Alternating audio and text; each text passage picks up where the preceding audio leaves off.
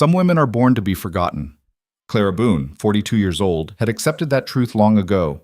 In Red Hollow, she was the baker everyone needed but nobody saw, until the night a stranger knocked on her door during the worst storm the valley had ever known. What happened next would shake this frontier town to its core, turning a woman invisible into someone they couldn't ignore. But love on the frontier comes with a price, and Clara was about to learn just how high that cost could be. Stay with me until the end of this story. Hit that like button and drop a comment telling me what city you're watching from so I can see how far this tale travels. The bread came out wrong again. Clara stood in the pre-dawn darkness of her kitchen, staring at the collapsed loaf on the counter. The crust had split down the middle, the crumb dense and heavy instead of light. She'd been baking bread for 23 years in this town, and her hands knew the work better than her mind did, but lately something felt off. Not in the recipe. In her. She wrapped the loaf anyway. Someone would buy it. They always did. In Red Hollow, Montana Territory, Clara Boone's bakery was the only one for 40 miles, which meant people came whether they wanted to or not. Necessity bred customers, not loyalty. The sky outside her window was still black, stars hard and bright like chips of ice. October 1882 had come in cold, the kind of cold that warned of a brutal winter ahead. Clara fed more wood into the stove, felt the heat push back against the chill seeping through the gaps in the walls. This building was old, older than her time here, and it showed its age in every draft and creak. She mixed the next batch of dough with mechanical precision. Flour, water, salt, starter. Her hands moved through the rhythm while her mind wandered to places it shouldn't go. The dance last Saturday night, the way she'd stood against the wall for 3 hours while every other woman in town, younger, prettier, marriageable, had been asked to dance at least once. Even Martha Hendricks, who was 60 if she was a day and had buried 2 husbands already. Clara had gone home alone, same as always, and told herself it didn't matter. But it did. The door to the shop rattled as someone tried the handle, still locked. Through the window she could see Bill Preston's face pressed against the glass, his breath fogging it up. Right on time. Bill worked the early shift at the mine and stopped by every morning for 2 rolls and a cup of coffee he drank standing up at her counter. She unlocked the door. Cold air rushed in. "Morning, Clara." "Bill?" He stamped his feet, shaking off the frost. "Getting colder." "It is." "Storm coming, they say. Big one. I heard." This was the extent of most of her conversations. Brief, transactional. She handed him his rolls wrapped in brown paper, poured his coffee. He left exact change on the counter, same as always, and was gone before the door had even swung shut. Clara locked it again. The next customer wouldn't arrive for another hour. She returned to her kitchen, to her dough, to the silence that had become so familiar it felt like a presence in the room. There were moments, and this was one of them, when the quiet pressed in so thick she wanted to scream just to break it. But she didn't. She never did. Women like Clara Boone didn't make noise. They made bread. The morning unfolded like all the others. Customers came and went. Mrs. Sullivan picking up 3 loaves for her boarding house. Young Tommy Chen buying sweet rolls for his mother. The Fletcher twins, identical boys of about 9, spending their carefully saved pennies on sugar cookies. Clara knew all their orders by heart, knew their routines, their preferences. Not one of them asked how she was. By noon, the sky had changed. What had been clear and cold at dawn was now a low, heavy gray that seemed to squat on top of the mountains. The wind picked up, rattling the shutters, sending loose paper skittering down the main street. Clara stood in her doorway and watched the town prepare. Men hammering boards over windows, women hauling in wood for their stoves, everyone moving with the practiced urgency of people who'd survived frontier winters before.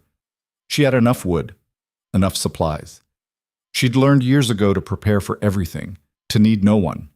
The last customer left at 2 o'clock. Clara locked the door for the day, pulled the curtains, and began the work of cleaning, wiping down counters, sweeping floors, banking the fire in the stove so it would last through the night. The wind was howling now, a sound like something alive and angry. She made herself a simple dinner. Bread, cheese, the last of the summer jam. Ate it at her small table in the kitchen, alone, listening to the storm build outside. The windows shook in their frames. Somewhere down the street, something metal was clanging against wood, over and over. Clara washed her single plate, her single cup, her single fork. Put them away. The routine of solitude was so ingrained she could do it in her sleep. She was heading upstairs to her small bedroom above the shop when the knocking started. Not the rattle of wind against wood, not the scratch of blown debris. This was deliberate, hard, urgent. Someone was at her door. Clara froze on the stairs. It was past 8 o'clock. The storm was in full fury now, snow starting to mix with the wind. No one should be out in this. No one should be knocking on her door. The knocking came again, louder. She descended the stairs slowly, her heart doing something strange in her chest. Through the gaps in the curtains she could see a dark shape on her porch, large, man-sized. "Please." The voice was muffled by the door, roughened by cold. "I need help." Clara's hand hovered over the lock. Every story she'd ever heard about frontier violence, about women alone, about trusting the wrong person flashed through her mind. But the wind screamed and the voice said please again, and she thought about what it would mean to turn someone away in this weather. She opened the door. The man nearly fell into her shop. Snow and wind came with him, swirling into the warm space, and Clara had to put her full weight against the door to get it closed again. When she turned around, he was on his knees, breathing hard, ice crusted in his dark beard. "I'm sorry." He didn't look up. "I saw your light. Everywhere else was dark." Clara stood there, dripping snow on her clean floor, staring at this stranger who'd brought the storm inside with him. He was big, broad-shouldered, wearing a heavy coat that was inadequate for the cold. His hat had blown off somewhere. His hands, bare and red with cold, were shaking. "You need to warm up," she heard herself say. "You'll lose those fingers otherwise." She helped him to his feet. He was heavy, solid, older than she'd first thought, and guided him toward the stove in the kitchen. He moved stiffly, his legs not quite working right. Hypothermia, probably. She'd seen it before. "Sit." She pointed to the chair by the stove. He collapsed into it. Clara moved quickly, the way she did when there was work to be done. She stoked the fire hotter, put water on to boil, found the old quilt she kept for cold nights and draped it over his shoulders. His teeth were chattering so hard she could hear them clicking together. "What's your name?" she asked, pouring hot water into a cup, adding honey. "Rhett." His voice was rough, unused. "Rhett Callahan. I'm Clara Boone. This is my bakery." She pressed the cup into his shaking hands. "Drink this slowly." He obeyed, wrapping his red fingers around the warmth. She watched his face as the heat started to work on him, bringing color back to his gray skin. He was maybe 50, maybe older. Hard to tell with men who'd lived hard lives. His face was all angles and weather damage, lines carved deep around his eyes and mouth. Not handsome, exactly, but there was something solid about him, something that suggested he'd last. "Where were you headed?" Clara asked. "My ranch, 10 miles north." He took another sip, his hand steadier now. "Horse threw a shoe. Had to leave him at the livery. Thought I could walk it before the storm hit." "You thought wrong." A ghost of a smile touched his mouth. "Yes, ma'am. I did." The wind hammered against the building. Snow was piling up against the windows, blocking out what little light remained. Clara looked at this stranger in her kitchen and knew what had to be done, even as everything in her recoiled from it. "You can't go out in that, Itzit," she said. You'd be dead before you made it to the end of the street." Rhett met her eyes for the first time.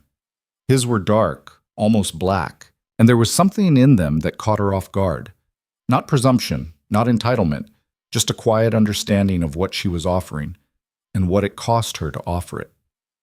"I wouldn't ask that of you," he said. "You didn't ask. I'm offering. There's a storage room in back. It's not much, but it's warm and dry. You can sleep there tonight. Storm should pass by morning." He studied her face for a long moment. Clara kept her expression neutral, businesslike, the same way she'd learned to keep everything neutral and businesslike. Don't show need, don't show want, don't give them anything to mock. "Thank you," Rhett said finally. "I'll take you up on that."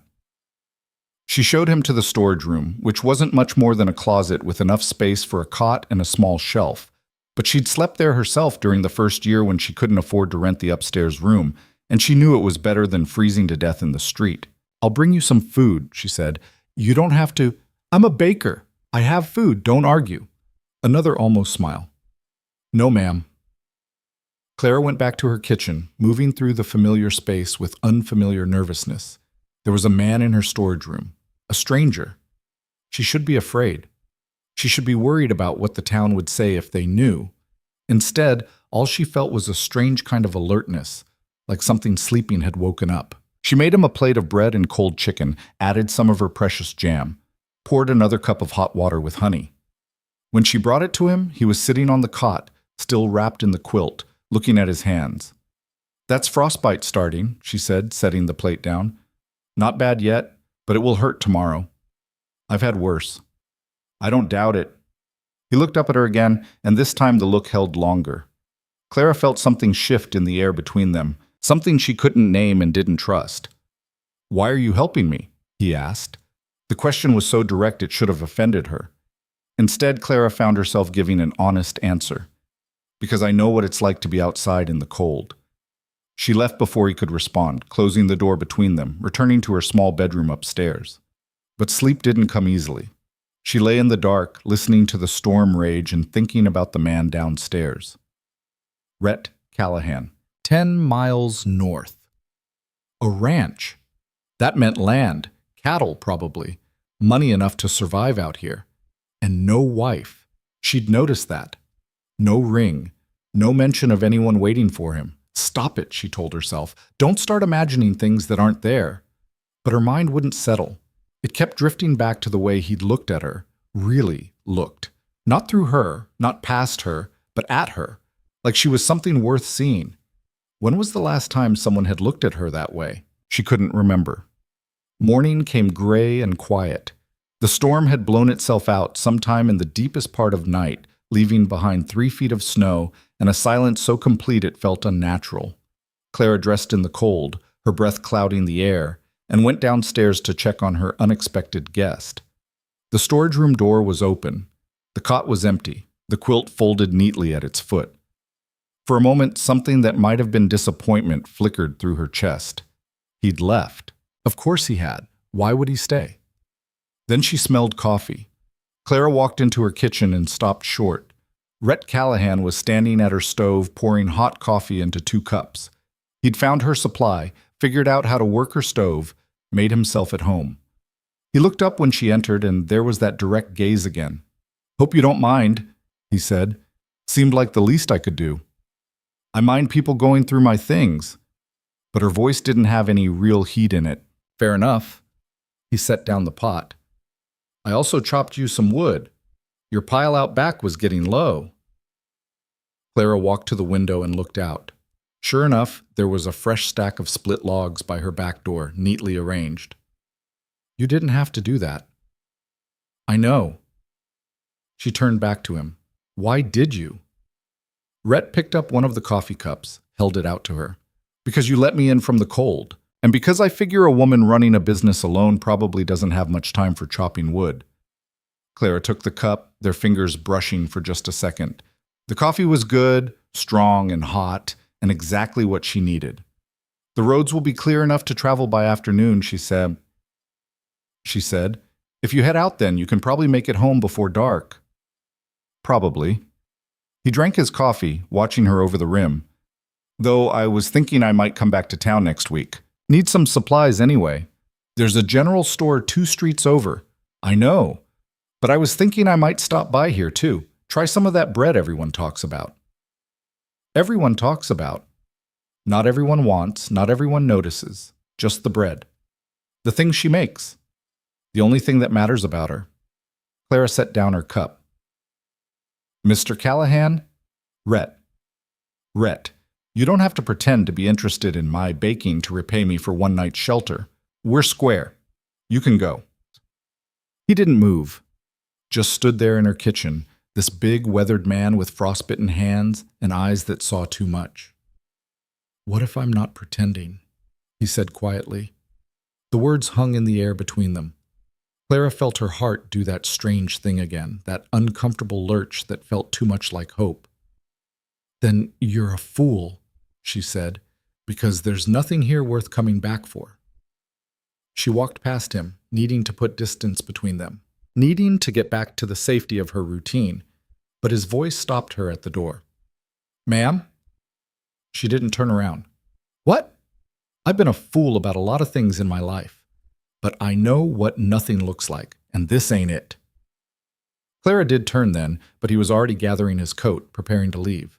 She watched him dress for the cold, pulling on gloves over his damaged hands, settling his hat low over his eyes. At the door, he paused. "Thank you, Clara Boone, for the shelter, for the coffee, for not turning away a stranger." Then he was gone, the door closing behind him, leaving her alone in her bakery with her routine and her silence, and a feeling she couldn't quite name lodging somewhere behind her ribs. The week that followed was exactly like every week before it. Clara baked bread. Customers came and went. The weather turned colder. She went about her work with the same mechanical efficiency she'd perfected over the years. But something had changed. She caught herself looking out the window more often, listening for footsteps on the porch, wondering if he'd meant what he said or if it was just words, the kind of meaningless pleasantry people offered and never followed through on. By Friday, she'd convinced herself she'd imagined the whole thing, the look in his eyes, the tone in his voice, the suggestion that he might come back. Saturday morning, she was mixing dough when the bell over her door chimed. She looked up. Rhett Callahan stood in her doorway, snow on his shoulders, holding his hat in his frostbitten hands. "Afternoon," he said. "I heard you make pretty good bread." Something in Clara's chest cracked open, just a little, just enough to let in a sliver of light she hadn't felt in years. "I do," she said. "What kind do you want?" "Whatever you recommend." She sold him a loaf of sourdough, the good kind she made special for the hotel restaurant. While she wrapped it, she was aware of him watching her hands, the way she moved, the small familiar gestures of her work. "How are your fingers?" she asked, not looking up. "Better. You were right about the pain, though. I usually am." That almost smile again. "I'm learning that." He paid for the bread, exact change, no different from any other customer. But then he didn't leave. He stood there at her counter, hat in hand, looking like he wanted to say something and didn't know how. Clara knew that feeling intimately. "Was there something else?" she asked. Rhett shifted his weight, uncomfortable. A big man trying to make himself smaller. "I was wondering if you'd had lunch yet." The question was so unexpected that Clara just stared at him.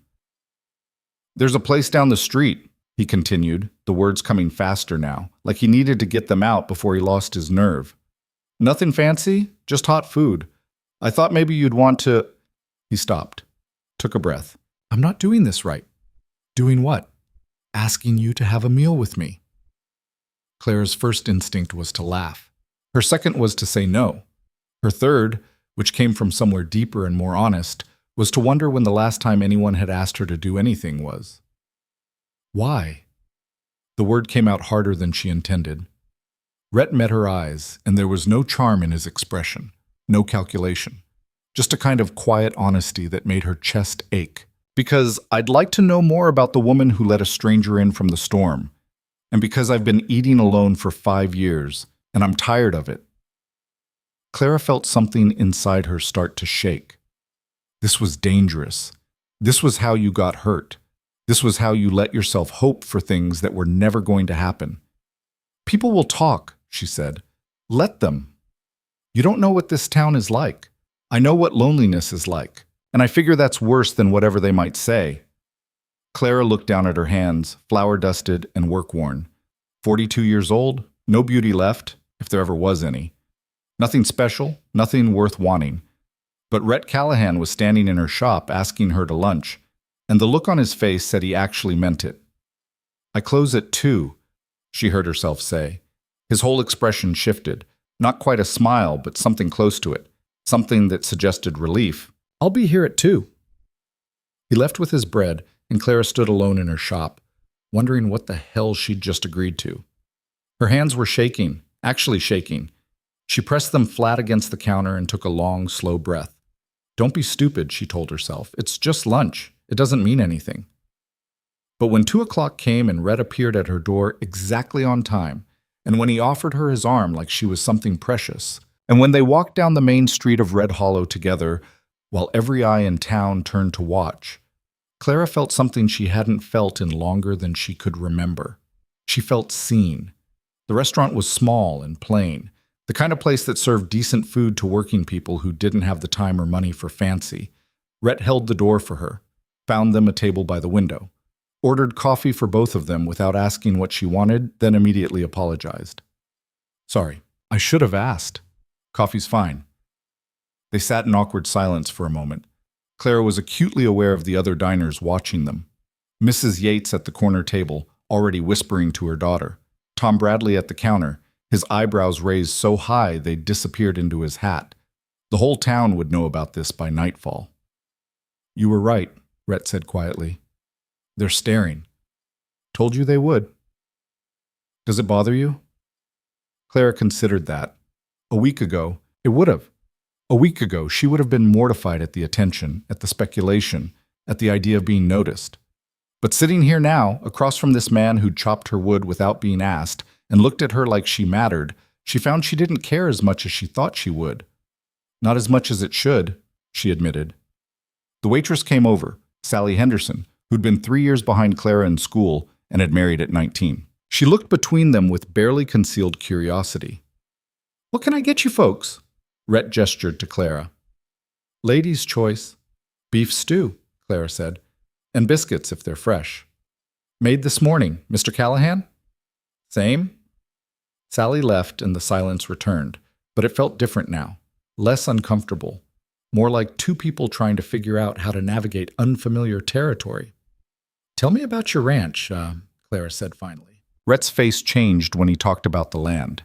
There was something in his expression that softened, something that suggested this was the one thing in his life he was certain about.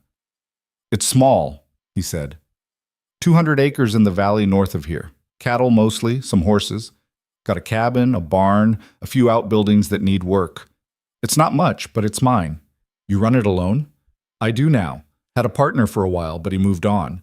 Found himself a wife, headed to California." He paused. "That was 3 years ago. And before that?"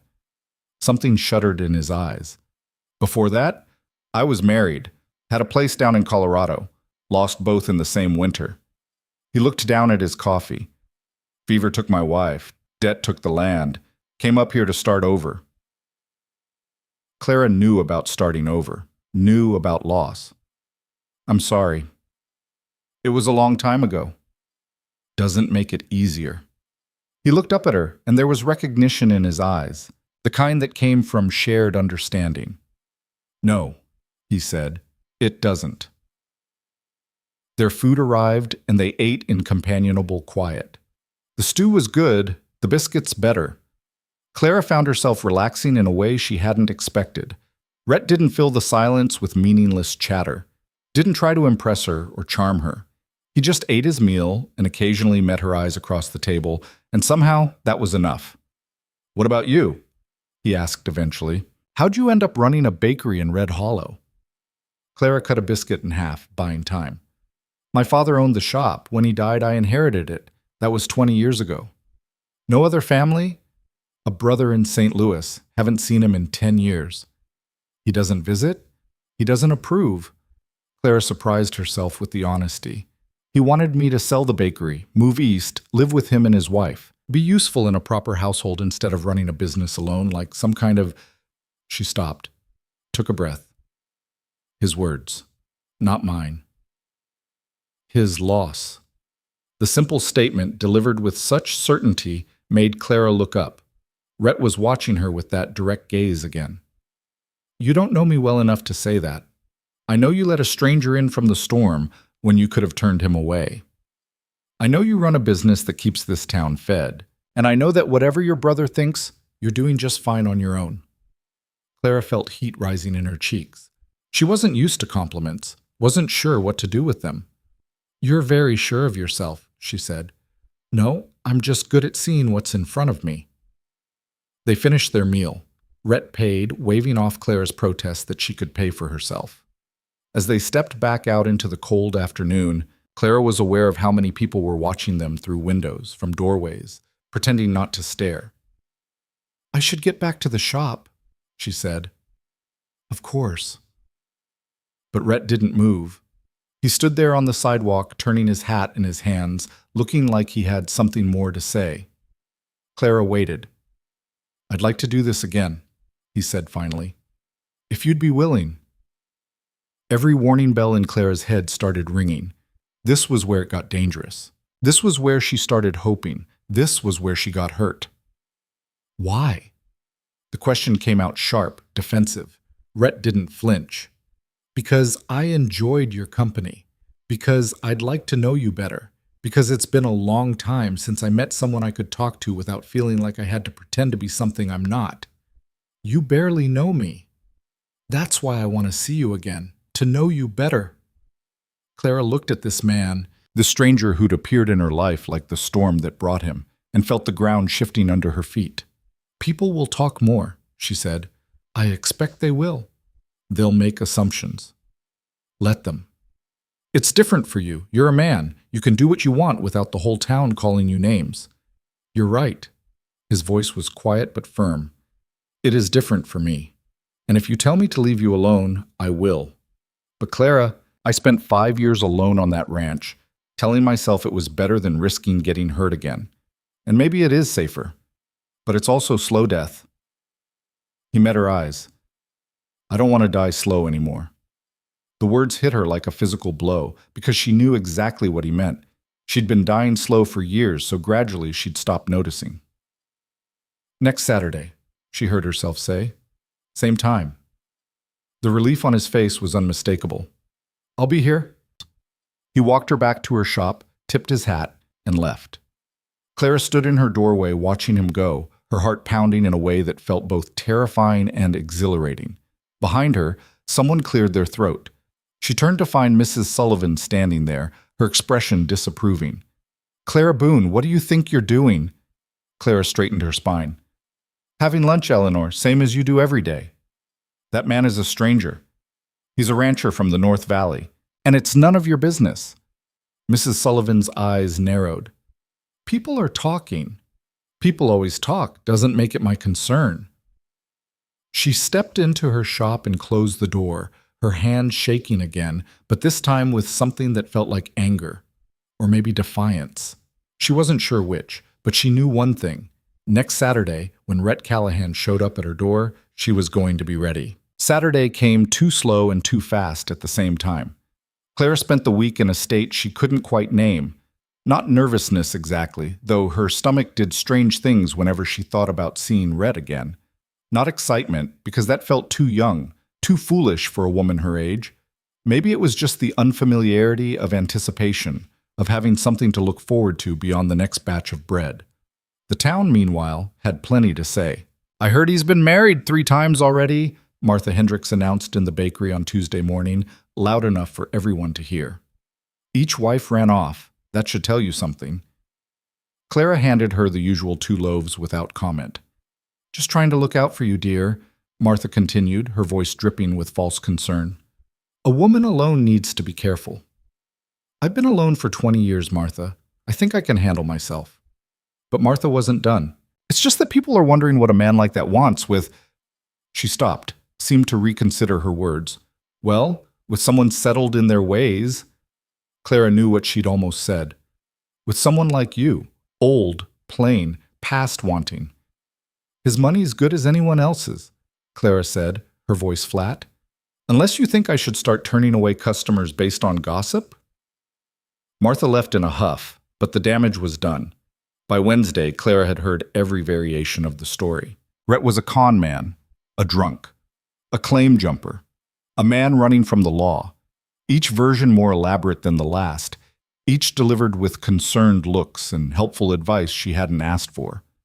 Only one person said anything different. Doc Morrison came in Friday afternoon, a rare visit since his housekeeper usually did his shopping. He was 70, if he was a day, had delivered half the babies in Red Hollow, and buried a good portion of their grandparents. "Heard you've been keeping company with Rhett Callahan," he said, getting straight to it. Clara braced herself. "If you're here to warn me off him, you can save your breath." "Actually, I came to tell you he's a good man." Doc set his hat on the counter. "Treated his wife well, from what I heard. Her death near broke him. He came up here to heal, not to cause trouble." "You know him?" Treated him for pneumonia his first winter here. Man almost died rather than ask for help. Stubborn as they come, but decent. The old man fixed her with a look. The question is, what do you want, Clara? The directness of it caught her off guard. I don't know what you mean. Yes, you do. You've spent 20 years making yourself useful and invisible. Now, someone's looking at you, and the whole town's losing their minds over it. So I'm asking, what do you want? Clara's throat felt tight. Does it matter what I want? It's the only thing that matters. After he left, Clara stood in her empty shop and let herself ask the question honestly. What did she want? The answer came faster than she expected, and it scared her with its simplicity. She wanted to be seen, really seen, not as the baker or the spinster or the woman who never married, just as Clara, a person. A woman who still had wants and needs and a heart that could feel things.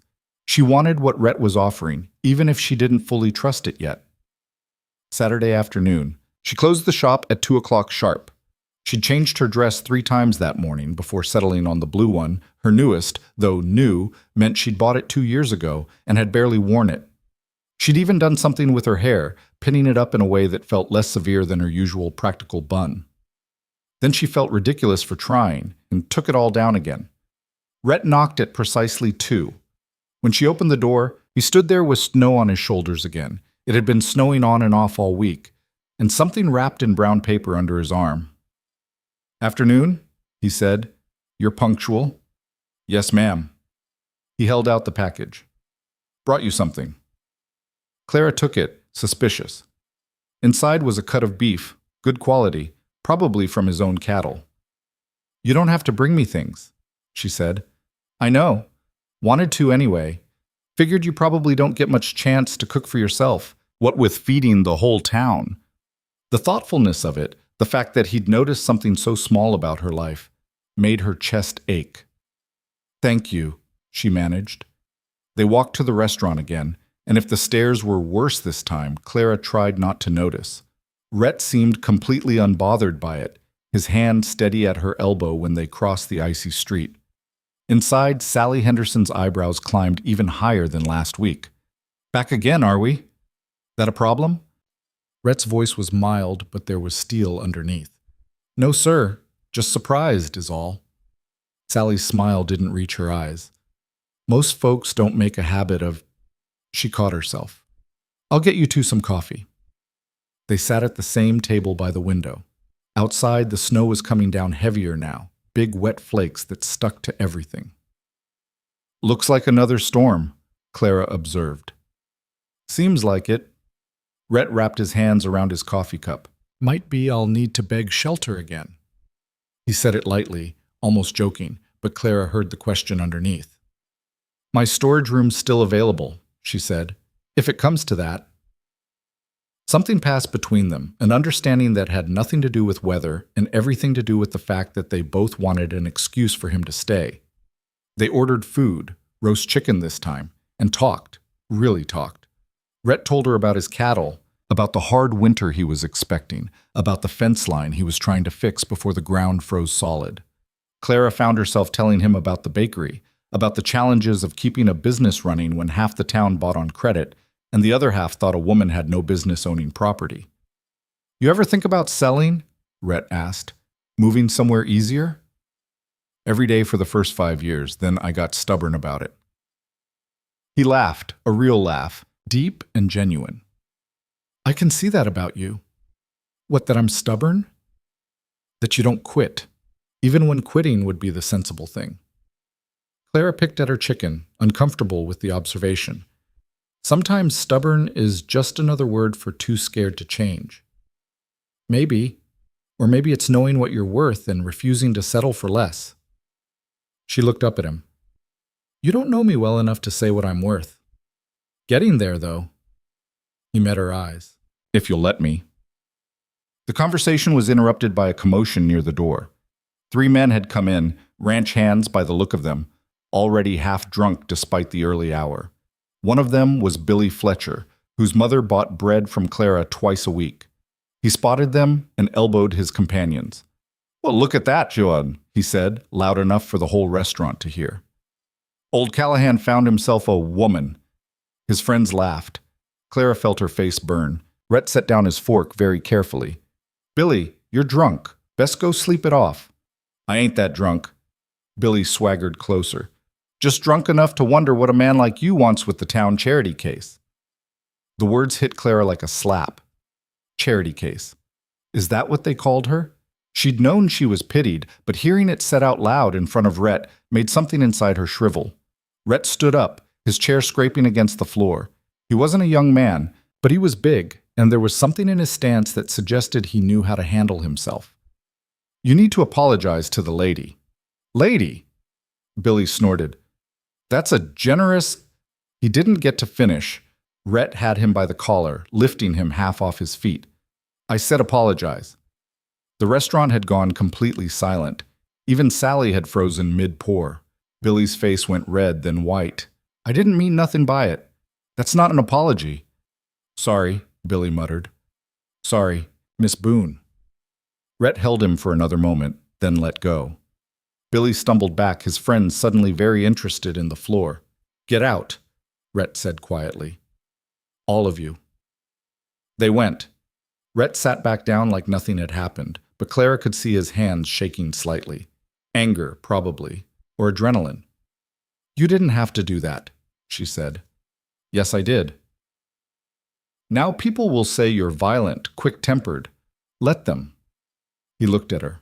Clara, I don't give a damn what this town says about me, but I'll be damned if I sit there and let them insult you. I'm used to it. Well, you shouldn't be. Clara felt something crack inside her, some protective wall she'd built up over years of small cruelties and casual dismissals. Her eyes burned, and she looked away quickly, not wanting him to see. Hey. His voice was softer now. Look at me. She didn't want him to see how much Billy's words had hurt, how deep the wound went, but she looked anyway because something in her was tired of hiding. You are not a charity case, Rhett said. You're a woman who built something from nothing and kept it going when everyone expected you to fail. You're strong and smart and worth more than this whole damn town put together. He reached across the table, hesitated, then took her hand. His palm was rough, calloused from work. And anyone who can't see that is a fool. Clara stared at their joined hands. No one had held her hand in years, decades maybe. The simple human contact of it made her want to cry and laugh at the same time. You barely know me, she whispered. I know enough. They finished their meal in quieter conversation, but something had shifted. The casual getting-to-know-you talk was gone, replaced by something more honest, more real. When they left the restaurant, the snow was falling so thick Clara could barely see across the street. That storage room offer still stand? Rhett asked. It does. They walked back to her shop through the storm, not talking now, just moving through the white silence. Inside, Clara shook the snow from her coat while Rhett stamped his boots clean. I'll make us some coffee, she said. Warm you up before you settle in. But when she turned to go to the kitchen, Rhett caught her hand. Clara, wait.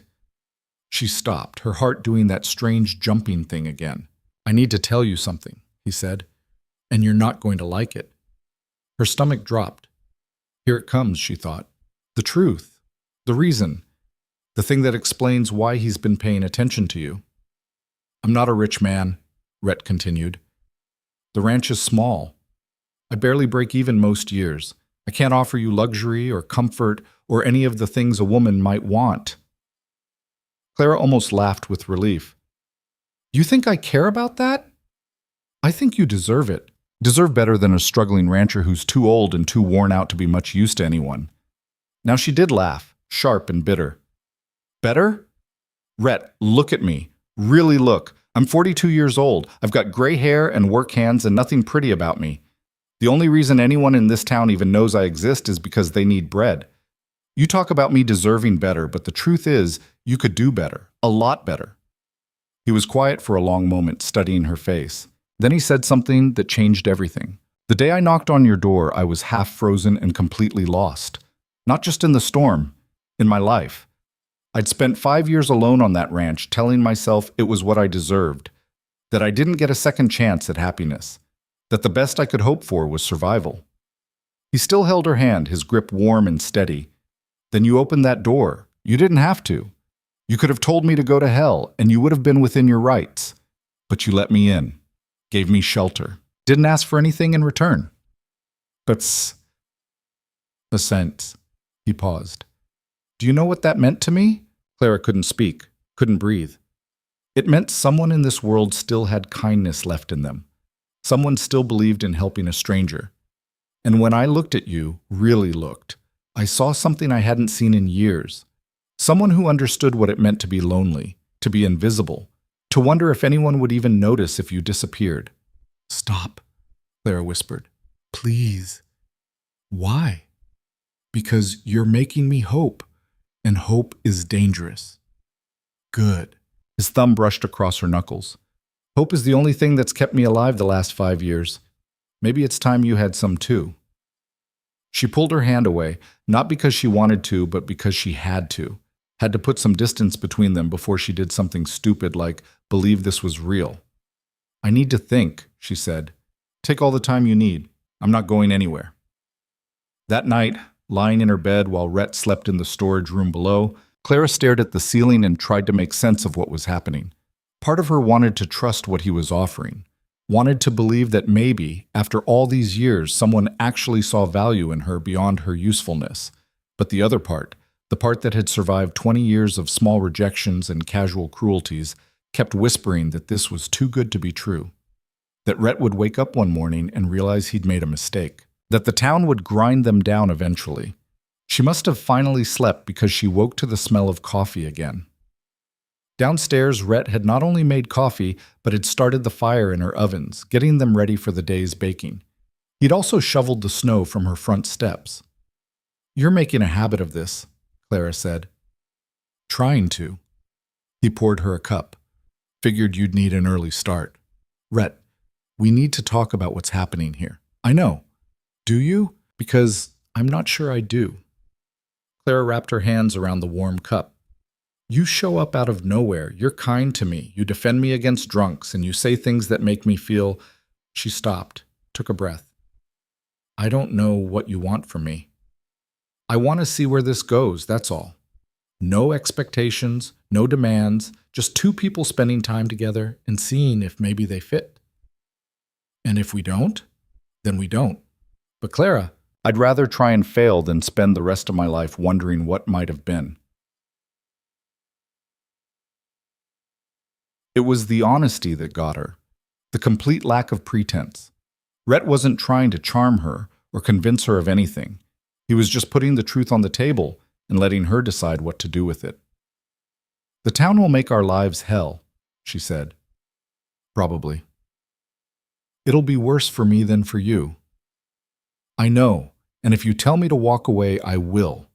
But if you're willing to risk it, so am I. Clara looked at this man in her kitchen, this stranger who'd become something more in the space of 2 weeks, and made a decision that terrified her. Okay, she said. We'll see where it goes. The relief on his face was worth every bit of fear in her chest. Rhett started coming to town every Saturday after that. Sometimes they had lunch, sometimes they just walked, bundled against the cold, talking about everything and nothing. He told her about his life before Montana, about growing up in Missouri, about the war and what it had cost him. She told him about her father, about learning the bakery trade as a girl, about the loneliness of running a business in a town that barely tolerated independent women. By the 4th week, Clara realized she was looking forward to Saturdays with an intensity that scared her. Realized she spent the rest of the week remembering things Rhett had said, planning what she'd tell him, picking out which dress to wear. By the 6th week, he kissed her. It happened on a Sunday afternoon. He'd stayed overnight again because of weather, and they were standing by her stove, arguing good-naturedly about the right way to make gravy. Clara had just told him his method was going to result in lumps when he set down the spoon, turned to her, and kissed her. It wasn't gentle or tentative. It was the kiss of a man who'd been wanting to do it for weeks, and had finally run out of patience. His hands cupped her face, his beard rough against her skin, and for a moment Clara couldn't think, couldn't breathe, couldn't do anything but feel. When he pulled back, she was shaking. I've been wanting to do that since the first night, he said. You should have asked. Would you have said yes? Clara thought about it honestly. No, I would have been too scared. And now? I'm still scared, but do it again anyway. He did. That's when the real trouble started. Monday morning, Clara arrived at her shop to find someone had painted a word across her front window. She wouldn't repeat it, wouldn't even think it fully, but the meaning was clear enough. Whore, harlot. A woman who'd stepped outside her acceptable role. She stood there in the freezing dawn, staring at the red paint dripping down the glass, and felt something inside her go very cold and very hard. By the time she'd scrubbed it clean, half the town had seen it. And if she'd hoped for sympathy, she was disappointed. Most people looked away. A few smirked. Only Doc Morrison stopped to help, bringing solvent that worked better than her soap and water. "You all right?" he asked. "Fine." "You don't look fine." Clara threw the scrub brush into her bucket with more force than necessary. "What do you want me to say, Doc? That I'm hurt? That I'm surprised? I'm not. This is exactly what I expected." "From who?" "From everyone." She picked up the bucket. "Now, if you'll excuse me, I have bread to make." She made it through the day by not thinking, not feeling, just working, mixing, kneading, baking, the familiar rhythm that had gotten her through every other bad day. But when Rhett showed up Tuesday afternoon, he'd started coming twice a week. She couldn't hide it from him. "What happened to your hands?"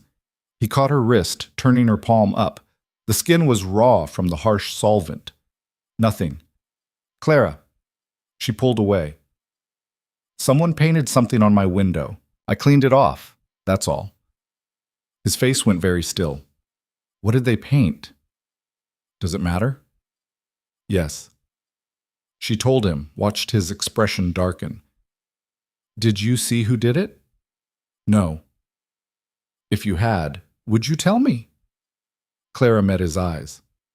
"What would you do if I did?" "Whatever needed doing." "That's what I'm afraid of." She turned back to her dough. "Rhett, if you go after whoever did this, you'll just make it worse. Give them more reason to hate us." "Us." He caught the word. "You said us." "That's what we are now, aren't we? In their eyes." He came up behind her, not touching, but close enough that she could feel his warmth. "In my eyes, too. If you'll have me." Claire's hand stilled on the dough. "What are you saying?" "I'm saying I don't want to just see you on Saturdays anymore. I'm saying I'm tired of pretending this is casual when it's not. I'm saying..." He took a breath. "I'm saying I want you to come out to the ranch, see where I live. See if maybe you could imagine living there too." Her heart stopped, started again too fast. "You're asking me to marry you?" "Eventually, if you want. But first I'm asking you to spend a day with me, away from this town, away from people who make you scrub paint off windows." His voice was quiet but steady. "I'm asking you to see what we could have, together." Every rational thought in Clara's head said no, said this was too fast, too risky, too likely to end in pain. But underneath the fear was something else, something that sounded a lot like yes. "When?" she heard herself ask. "Sunday. I'll come get you at dawn. Bring you back by nightfall if you want. Or..." He paused. "Or you could stay." Clara turned to face him. "If I do this, if I come out there, people will assume things." "Let them. They already think I'm..." She couldn't say the word that had been painted on her window. "They can think whatever they want. You and I know the truth." "Do we? Because, Rhett, I'm not sure I know what the truth is anymore. I don't know if this is real or if I'm just so lonely I'm willing to believe anything." He took her flour-dusted hands in his. "It's real. Maybe it's too fast. Maybe we're both fools. But it's real, Clara. And I think you feel it too." She did. That was the terrifying part. "Sunday," she said. "I'll come Sunday." The week crawled by. Wednesday, someone left a dead rat on her doorstep. Thursday, Mrs. Sullivan announced she'd be taking her business to the new bakery opening next month in the next town over. Friday, Clara overheard two women in the street talking about her, about how desperate she must be, how pathetic. She made it through by thinking about Sunday, about getting away, even for a day, about seeing Rhett's ranch, his life, the place he wanted to share with her. Saturday night, she barely slept. Sunday morning, Rhett arrived before dawn with a horse and wagon. Clara had packed a small bag, just in case, and left a note on her shop door saying she'd be closed for the day. First time in 5 years. They drove out of town as the sun was coming up, painting the snow-covered mountains pink and gold. Clara sat beside Rhett on the wagon seat, wrapped in blankets against the cold, and felt something inside her start to loosen. "You all right?" he asked after a while. "Better, it's just—" She looked back at the town disappearing behind them. "I didn't realize how heavy it was until I left. The town. The weight of being seen a certain way, of never being able to escape it." Rhett was quiet for a moment. "You know, you don't have to go back. I have a business. You have a building and some ovens. The business is you, and you can do that anywhere." The idea was so enormous Clara couldn't quite wrap her mind around it. Leave Red Hollow. Leave the bakery her father had built. Leave the only life she'd ever known. "I don't know if I can," she admitted. "Think about it," was all he said. The ranch appeared around mid-morning, a collection of buildings in a valley carved between mountains. The cabin was small but well built, smoke rising from the chimney. The barn was larger, newer, and there were cattle grazing in a nearby meadow despite the snow. "It's not much," Rhett said, suddenly uncertain, "but it's sound, and there's room to grow." Clara climbed down from the wagon, her boots crunching in the snow, and looked around. It was beautiful in a stark, honest way. No pretense, no performance, just land and animals and the work required to make them both survive. "Show me," she said. He did. The cabin first, which was sparse but clean. One main room with a kitchen area, a fireplace, a table and chairs he'd built himself. A bedroom off to the side. A loft above for storage, or maybe a future child's room, though neither of them said that out loud. "I know it's small," Rhett started, but Clara cut him off. "It's wonderful." He looked at her like he wasn't sure he'd heard right. "Wonderful?" "It's honest, like you." She ran her hand along the smooth wood of the table. Everything in it serves a purpose, nothing wasted, nothing just for show. They spent the day together, Rhett showing her the barn, the cattle, the chicken coop he'd built last spring.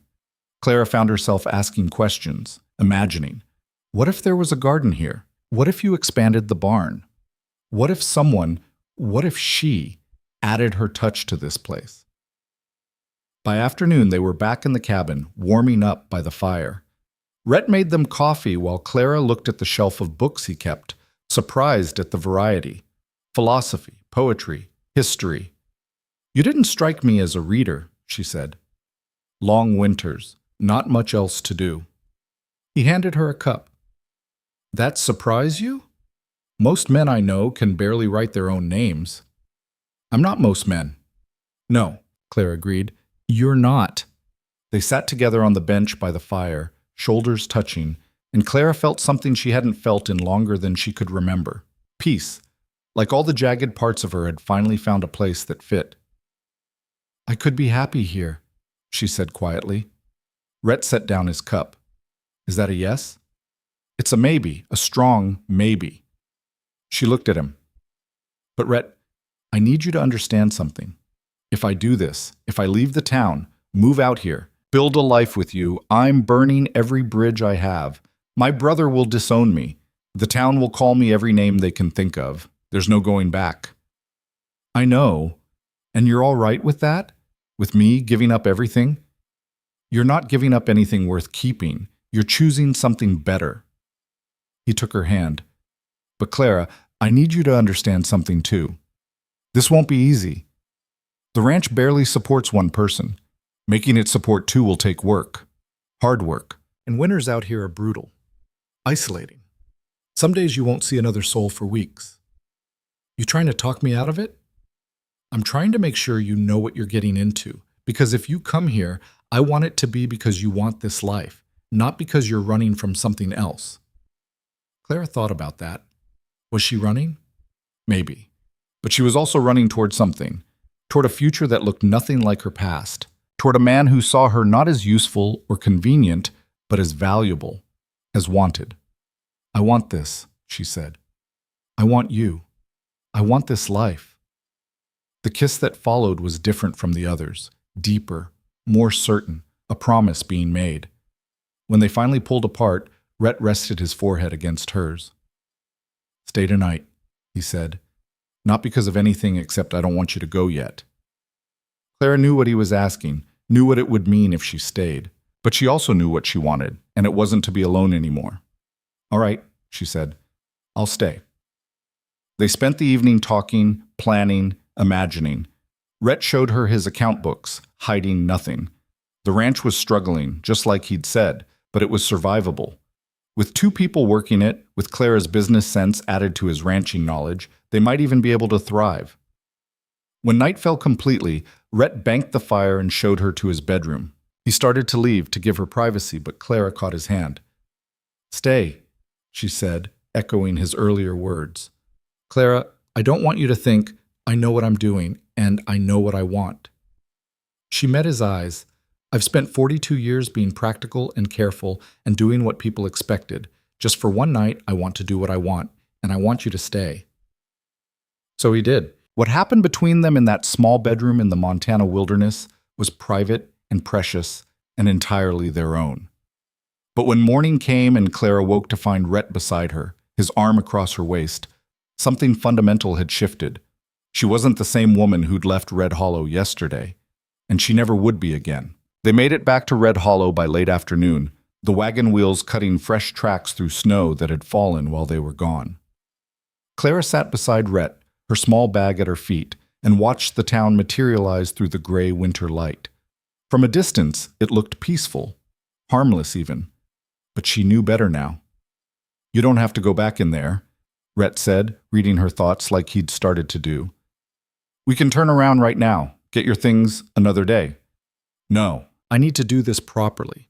Clara pulled her coat tighter. "I have a business to close, people I owe money to, people who owe me. I can't just disappear." "How long will it take?"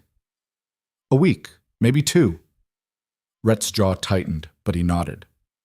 They both knew what the next 2 weeks would cost her. The town had been cruel before, when they were just having lunch together. Now that Clara had spent the night at his ranch, and everyone would know it, somehow they always knew the cruelty would become something worse. He stopped the wagon in front of her bakery.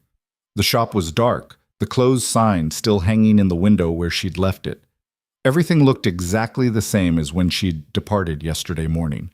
But Clara wasn't the same, and she never would be again. "I'll come back Wednesday," Rhett said. "Check on you." "You don't have to." "I know I don't." He took her hand, squeezed it once. "But I will anyway." She climbed down from the wagon, her bag heavy in her arms. At her door, she turned to watch him drive away, the horse's breath steaming in the cold air. Part of her wanted to call him back, to say she'd changed her mind, to leave right now and never look back. But she'd spent her whole life doing things the right way. She wasn't going to stop now. Inside, the shop felt different, smaller somehow.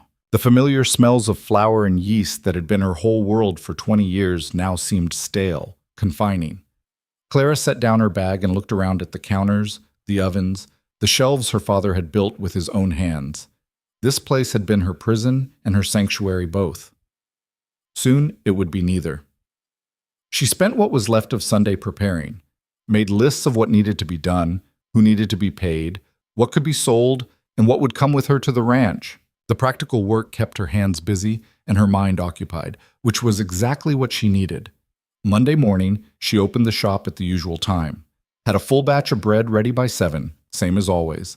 And when the first customers arrived, she served them with the same efficiency she'd always shown. But the looks on their faces told her everything had changed.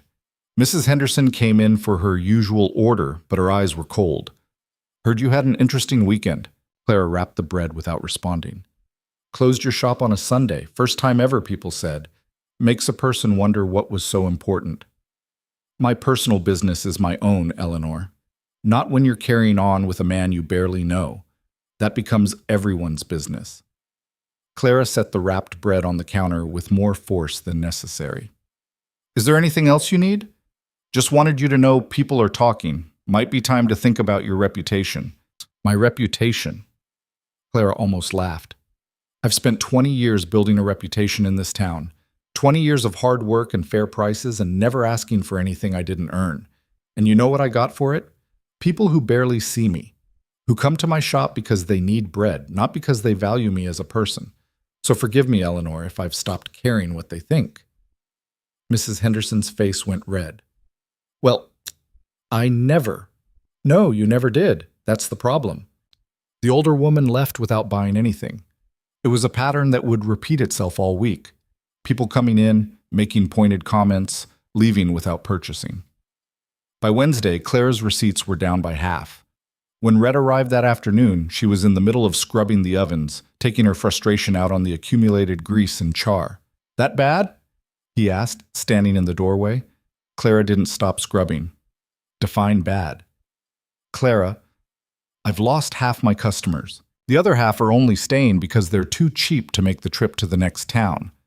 Martha Hendricks told everyone I'm a Scarlet Woman. Bill Fletcher's mother tried to organize a petition to have my business license revoked. She threw the scrub brush into the bucket. So yes, it's that bad. Rhett came up behind her, put his hands on her shoulders. Come with me now, today. Leave all this behind. I can't. I have debts to settle, contracts to break. I can't just... Yes, you can. Whatever you owe, I'll pay. Whatever needs handling, we'll handle it together. He turned her to face him. But I'm not leaving you here to suffer for another week just so you can do things proper. These people don't deserve your consideration.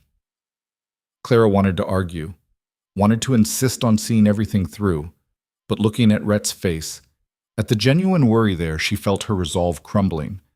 3 days, she said. Give me 3 days to close things outright, then I'll come. 3 days. But I'm staying in town until then. Rhett, that'll just make things worse. Don't care, I'm not leaving you alone in this. He rented a room at the boarding house, and if that added fuel to the gossip fire, neither of them cared anymore. Rhett spent his days helping Clara sort through her affairs, his presence a solid comfort against the town's increasing hostility, because it was getting worse. Thursday morning, someone threw a rock through her window. Friday, she found horse manure smeared on her door handle. The marshal, when she reported it, just shrugged. Can't prove who did it, Clara. And between you and me, maybe you ought to think about why people are so upset. Because I dared to find happiness? Because you're flaunting it, sleeping with a man you're not married to, closing your business to run off with him. This is a decent town. People have standards. Standards. Clara felt something hot and bitter rising in her throat. Where were these standards when Bill Fletcher got drunk and beat his wife?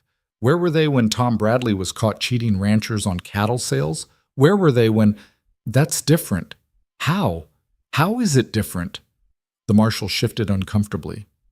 They're men. You're a woman. You know how it is. Yes, Clara said quietly. I know exactly how it is, and I'm done pretending it's right. She walked out of his office and straight to Rhett, who was waiting outside. We're leaving, she said. Today. Right now.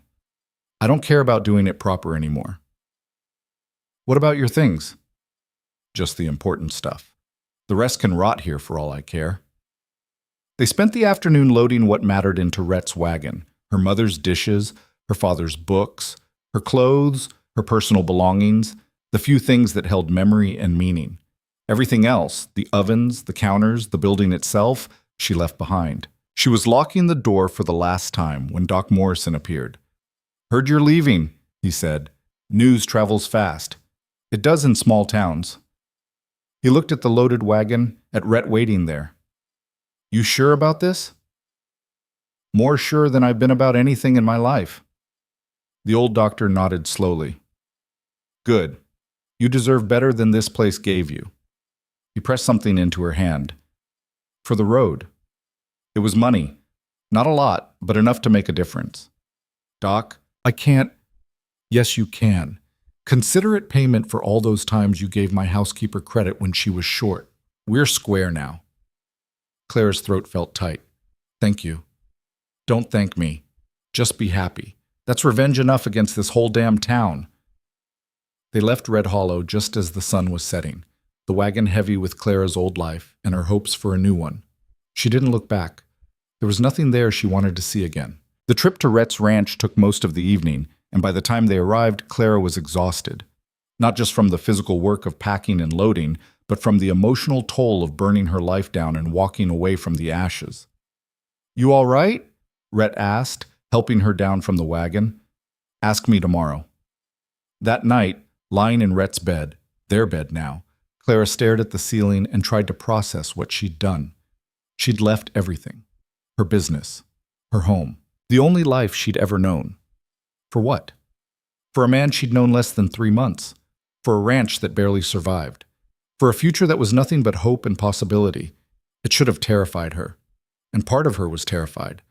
But underneath the fear was something else. Something that felt like freedom. "You're thinking too loud," Rhett murmured beside her. "Sorry." "Don't be. Just tell me what's on your mind." Clara turned to face him in the darkness. "I'm scared I made a mistake. I'm scared this won't work. I'm scared that 6 months from now, you'll realize you were wrong about me and I'll have nothing left." He was quiet for a moment. Then, "You want honesty?" "Always." "I'm scared too. Scared I'm not good enough for you. Scared the ranch will fail and I'll have dragged you down with me. Scared that you'll wake up one day and wonder what the hell you were thinking, choosing a worn-out rancher over a stable life in town." He found her hand in the dark. "But you know what scares me more? Dying alone, wondering what might have been if I'd just had the courage to try." "We're a pair of fools, aren't we?" "Probably. But at least we're fools together." Clara moved closer, tucking herself against his warmth. "Then I guess we'll be foolish together." The next weeks were harder than Clara had expected. Ranch life was brutally demanding, especially in winter. The cattle needed feeding twice a day, which meant hauling hay in freezing temperatures. The chickens needed tending, the horses needed care, the cabin needed constant attention. Wood for the stove, snow cleared from the roof, repairs to gaps where the wind cut through. Clara's baker's hands, soft from years of working dough, cracked and bled from the rough work. Her back ached from hauling water and feed. She fell into bed each night so exhausted she could barely move.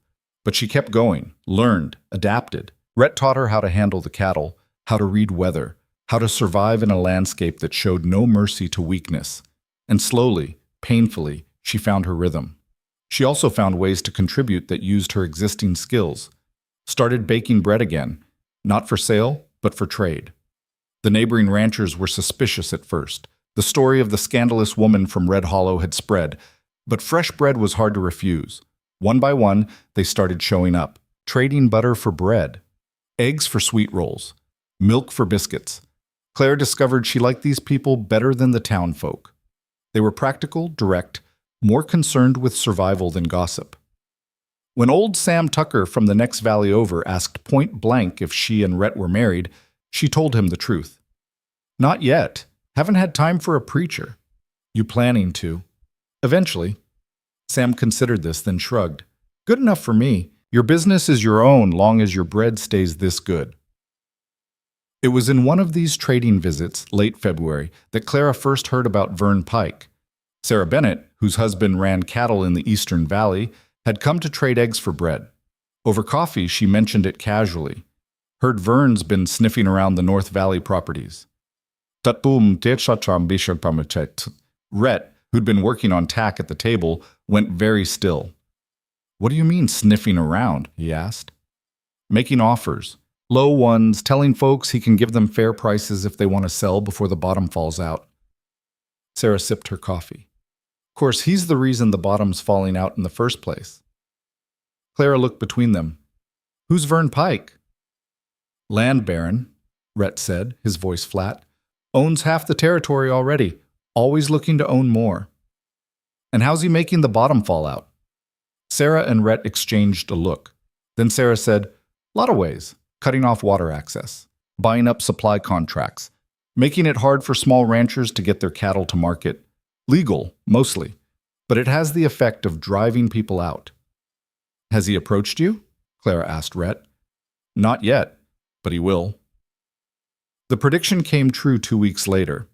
Rhett had gone to town for supplies, leaving Clara alone with the animals. She was hauling water to the trough when a fancy buggy pulled up to the cabin.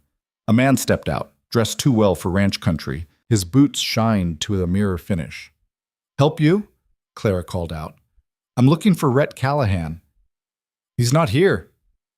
The man smiled, but it didn't reach his eyes. "You must be the famous Clara Boone. Heard you left quite a scandal behind in Red Hollow." Clara set down her bucket. "And you are?" "Vern Pike. I own the land to the south and east of here." He looked around the ranch, his gaze assessing, calculating. "Nice little place Callahan's got. Shame it's been struggling so much." "We're managing fine." "Are you? I heard different. Heard he barely broke even last year. Heard this winter's been particularly hard on his herd." Pike pulled a paper from his coat. "I'd like to make him an offer. Fair price for the land and cattle. More than fair, considering." "Considering what?" "Considering he's got no real future here. Too small to compete. Too isolated to get good prices. And now with a woman to support." He let the sentence trail off, heavy with implication. Clara felt her temper rising. "Mr. Pike, I don't know what you've heard, but this ranch isn't for sale. Everything's for sale at the right price. Tell Callahan I'll give him $3,000 for the whole operation. That's generous, given the circumstances. The land alone is worth twice that." Pike's smile sharpened. "Is it? I'm not so sure. Especially not with the water situation."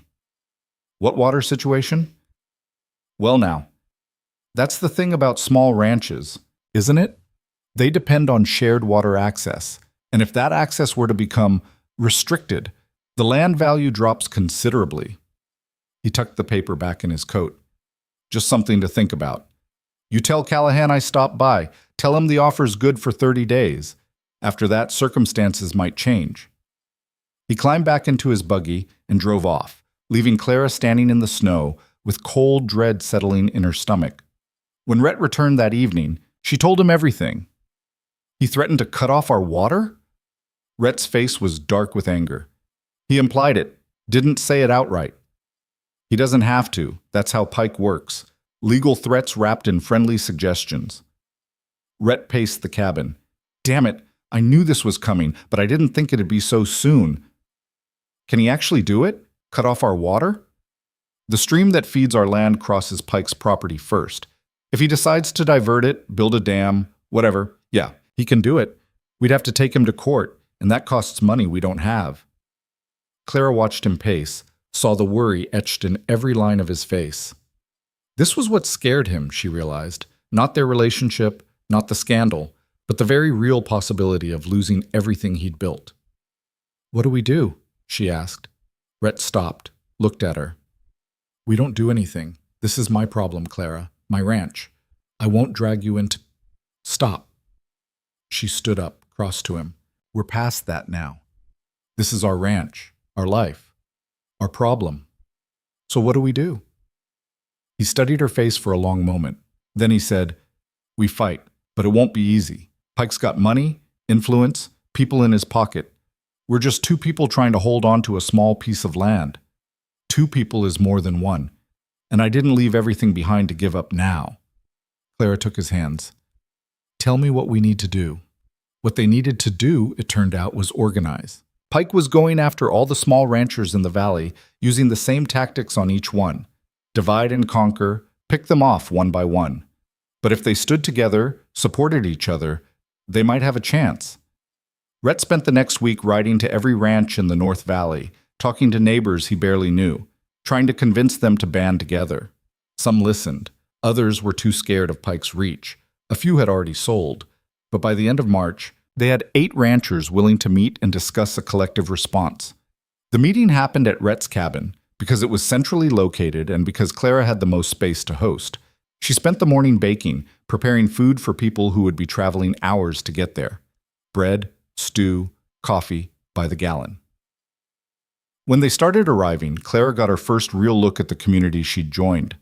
There was Sam Tucker, weathered and gruff, but fundamentally decent. The Bennett family, Sarah and her husband James.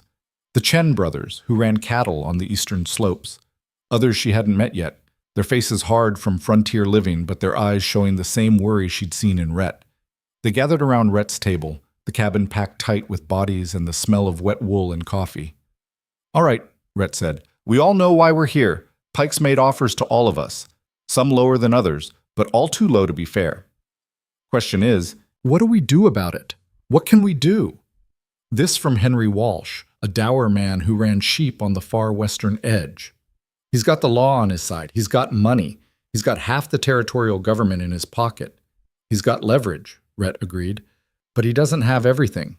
We've got land he wants. Land that's legally ours. He can make it hard on us, but he can't just take it. Not without a fight. "What kind of fight?" Sarah Bennett asked. "Legal? Because I don't know about the rest of you, but we can't afford lawyers. Not legal. Not yet, anyway. First, we make it clear we're not selling. Any of us. We stand together, refuse his offers as a group. He can't buy the whole valley if we won't sell. And when he cuts off water, or blocks our market access, or any of the other things he can do to squeeze us." This from James Chen. "Then we find alternatives, pool our resources, share water access across properties, create our own routes to market if we have to." Rhett leaned forward. "Look, I'm not going to lie to you. This will be hard. Pike won't give up just because we say no. But if we work together, support each other, we've got a chance." The discussion went on for hours. Arguments, agreements, concerns raised and addressed. Clara moved among them, refilling coffee, offering food, listening to the ebb and flow of debate. These people were scared. They had families, futures, everything they owned tied up in land that Pike wanted. Asking them to risk it all on collective resistance was asking a lot. But slowly, as the night wore on, something shifted. Maybe it was the fact that they were all in the same boat. Maybe it was Rhett's steady certainty. Maybe it was just the frontier stubbornness that brought people to this territory in the first place. By midnight, they had an agreement, 8 ranches standing together. They'd refuse Pike's offers. They'd share resources. And if he made a move against one, they'd all respond. It wasn't much, but it was something. After everyone left, Clara and Rhett stood in the doorway watching the last wagons disappear into the darkness. "Think it'll work?" she asked. "I don't know, but it's better than facing him alone." Clara leaned against him, exhausted from the day. "What happens next?" "We wait, see what Pike does, and we prepare for the worst." The worst came faster than expected. 3 days later, Sam Tucker rode up to their cabin at dawn, his face grim. "They hit my fence line last night, cut the wire, drove 50 head onto Pike's land. By the time I noticed, he'd already claimed them as strays that wandered onto his property." Rhett swore. "Anyone see who did it?" "Course not. But it was Pike's men. Had to be." "How many head you lose?" 50, maybe more. I won't know until I do a full count." Sam's voice was shaking with anger and fear. "That's a quarter of my herd, Rhett. I can't afford to lose that many." "We'll get them back." "How? Pike's got them on his land. He's within his rights to hold them." "Not if we can prove they're yours." They rode to Pike's ranch that afternoon, a group of 6 men. Rhett, Sam, James Bennett, both Chen brothers, and Henry Walsh. Clara had wanted to come, but Rhett talked her out of it. "If this goes bad, I need you here. Safe. And if something happens to you, then you keep the ranch going. You keep these people organized."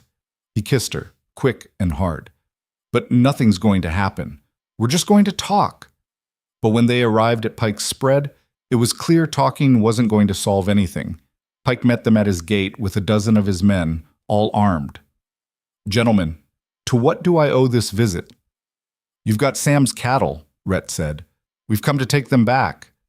I've got strays that wandered onto my land. Big difference." "They didn't wander. Your men cut his fence and drove them over." Pike smiled. "That's a serious accusation. You have proof?" "We have cut fence wire and missing cattle. That's proof enough." "For what? A fence can break in a storm. Cattle can wander. Nothing here suggests any wrongdoing on my part." Pike's smile widened. "But I'll tell you what. I'm a reasonable man. I'll sell the cattle back to Mr. Tucker. Fair market price." "Those are his cattle," Rhett said, his voice dangerously quiet. "You don't get to sell him his own property." "According to the law, any unmarked cattle on my land belong to me. Now, I can see these cattle have brands, but brands can be faked. Without proper documentation, which I assume Mr. Tucker doesn't have, being the kind of operation he runs, I have no way to verify ownership. Pike's expression hardened. So here's how this is going to go. You're going to turn around and ride back to your struggling little ranches. And if any of you are smart, you're going to accept the generous offers I've made before circumstances force me to lower them. We're not selling, Rhett said. No? We'll see how you feel after a long, hard summer with restricted water access, or after another few of you lose cattle to unfortunate circumstances, or after the bank starts calling in loans. Pike stepped closer to the gate. Gentlemen, I've been doing this a long time. I know every trick, every legal loophole, every pressure point. You can't win. The only question is how much you're going to lose before you accept that. They rode back in bitter silence. Sam was devastated, already calculating how he'd survive the loss. The others were shaken, realizing just how ruthless Pike was willing to be. We need a new plan, James Bennett said as they neared his property. This isn't going to work. No, Rhett said. This is exactly why it has to work, because if we fold now, he wins, and next time he'll take even more. Clara was waiting when Rhett got home, saw the defeat in his shoulders. What happened? He told her everything, the confrontation, Pike's threats, the cattle they couldn't recover. So what do we do now? Clara asked. We fight smarter. Pike's using the law against us. Maybe it's time we used it against him. How? I don't know yet, but there has to be a way. Rhett sank into a chair, suddenly looking every one of his 50-plus years. I just hope we figure it out before he destroys us all. Clara came to stand behind him, her hands on his shoulders. We will, because we don't have a choice. This is our home now, our life, and I didn't come this far to lose it to a bully with money. Rhett reached up, covered her hands with his. I'm glad you're here. So am I. Outside, the spring wind picked up, carrying the smell of thawing earth and new growth. Somewhere out there, Vern Pike was planning his next move. But here, in this cabin in the Montana wilderness, two people who'd found each other against all odds were planning theirs. The war for the valley had begun, and it was a war, though the first battles were quiet ones fought with fences and water rights and midnight raids that left no witnesses. 2 weeks after Sam lost his cattle, the Bennett family woke to find their barn burned to the ground. No explanation, no evidence, just ashes and the lingering smell of kerosene that told them everything they needed to know. They lost 12 horses and all their winter hay stores in one night. We can't prove it was Pike, James Bennett said at the emergency meeting Rhett called. His face was haggard, dark circles under his eyes from nights spent watching his property. Can't prove anything. We don't need to prove it to know it, Rhett said. Question is, what do we do about it? What can we do? He's picking us off one by one. Next it'll be the Chens, or Walsh, or you. Henry Walsh stood up, his chair scraping against the floor. I'm out. I'm taking Pike's offer before I lose everything like Sam and the Bennetts. Henry, Rhett started, but Walsh cut him off. Don't. I've got a wife and 3 kids to think about. I can't afford to be brave when they're the ones who'll starve if this goes wrong. He looked around the room. I'm sorry, I really am, but I'm done. He left. The silence that followed was heavy with fear and doubt. Anyone else want to go? Rhett asked quietly. No one moved, but Clara could see the hesitation in their faces. These were good people, but they were scared, and scared people made desperate choices. We need to do something, Sarah Bennett said. Something more than just sitting here waiting for Pike to destroy us. Like what? Sam Tucker's voice was bitter. We already tried confronting him. That got us nowhere. Clara had been quiet until now, listening, thinking, but an idea had been forming in her mind, built from years of managing a business in a town that didn't want her to succeed. She understood leverage, understood how to find weak points. We need to make it expensive for him, she said. Everyone turned to look at her. She wasn't used to being the center of attention in these meetings. That was Rhett's role. But she pressed on. Pike's using tactics that are technically legal, but barely. He's counting on us being too broke and too scared to fight back. But what if we make it cost him more to harass us than it's worth? How? This from James Chen. Document everything, every cut fence, every missing head of cattle, every suspicious fire. Build a record. Then we take it to the territorial governor. The governor's in Pike's pocket, Sam said. Maybe, but he's also facing re-election next year. And there's a newspaper in Helena that loves stories about powerful men abusing small ranchers. Bad press before an election could be very inconvenient for both of them. Rhett was looking at her with something like pride. You've been thinking about this. I've been thinking about what worked when I dealt with people who wanted me to fail. You can't always win directly. Sometimes you have to make the cost of winning too high. They spent the rest of the evening planning. Each rancher would keep detailed records of any suspicious activity on their land. They'd pool money to hire someone who could write up a compelling story for the Helena paper, and they'd keep supporting each other, sharing resources, making it harder for Pike to isolate them. It wasn't much, but it was something. After everyone left, Clara and Rhett sat by the fire, both exhausted. That was smart, Rhett said. The newspaper idea. It might not work. It might. Either way, it's better than what we had before. He pulled her close. You're good at this, the strategy part. I ran a business for 20 years in a town that wanted me to fail. You learned things. I'm glad you're here. Not just because I love you, but because you see things I don't. Clara stilled.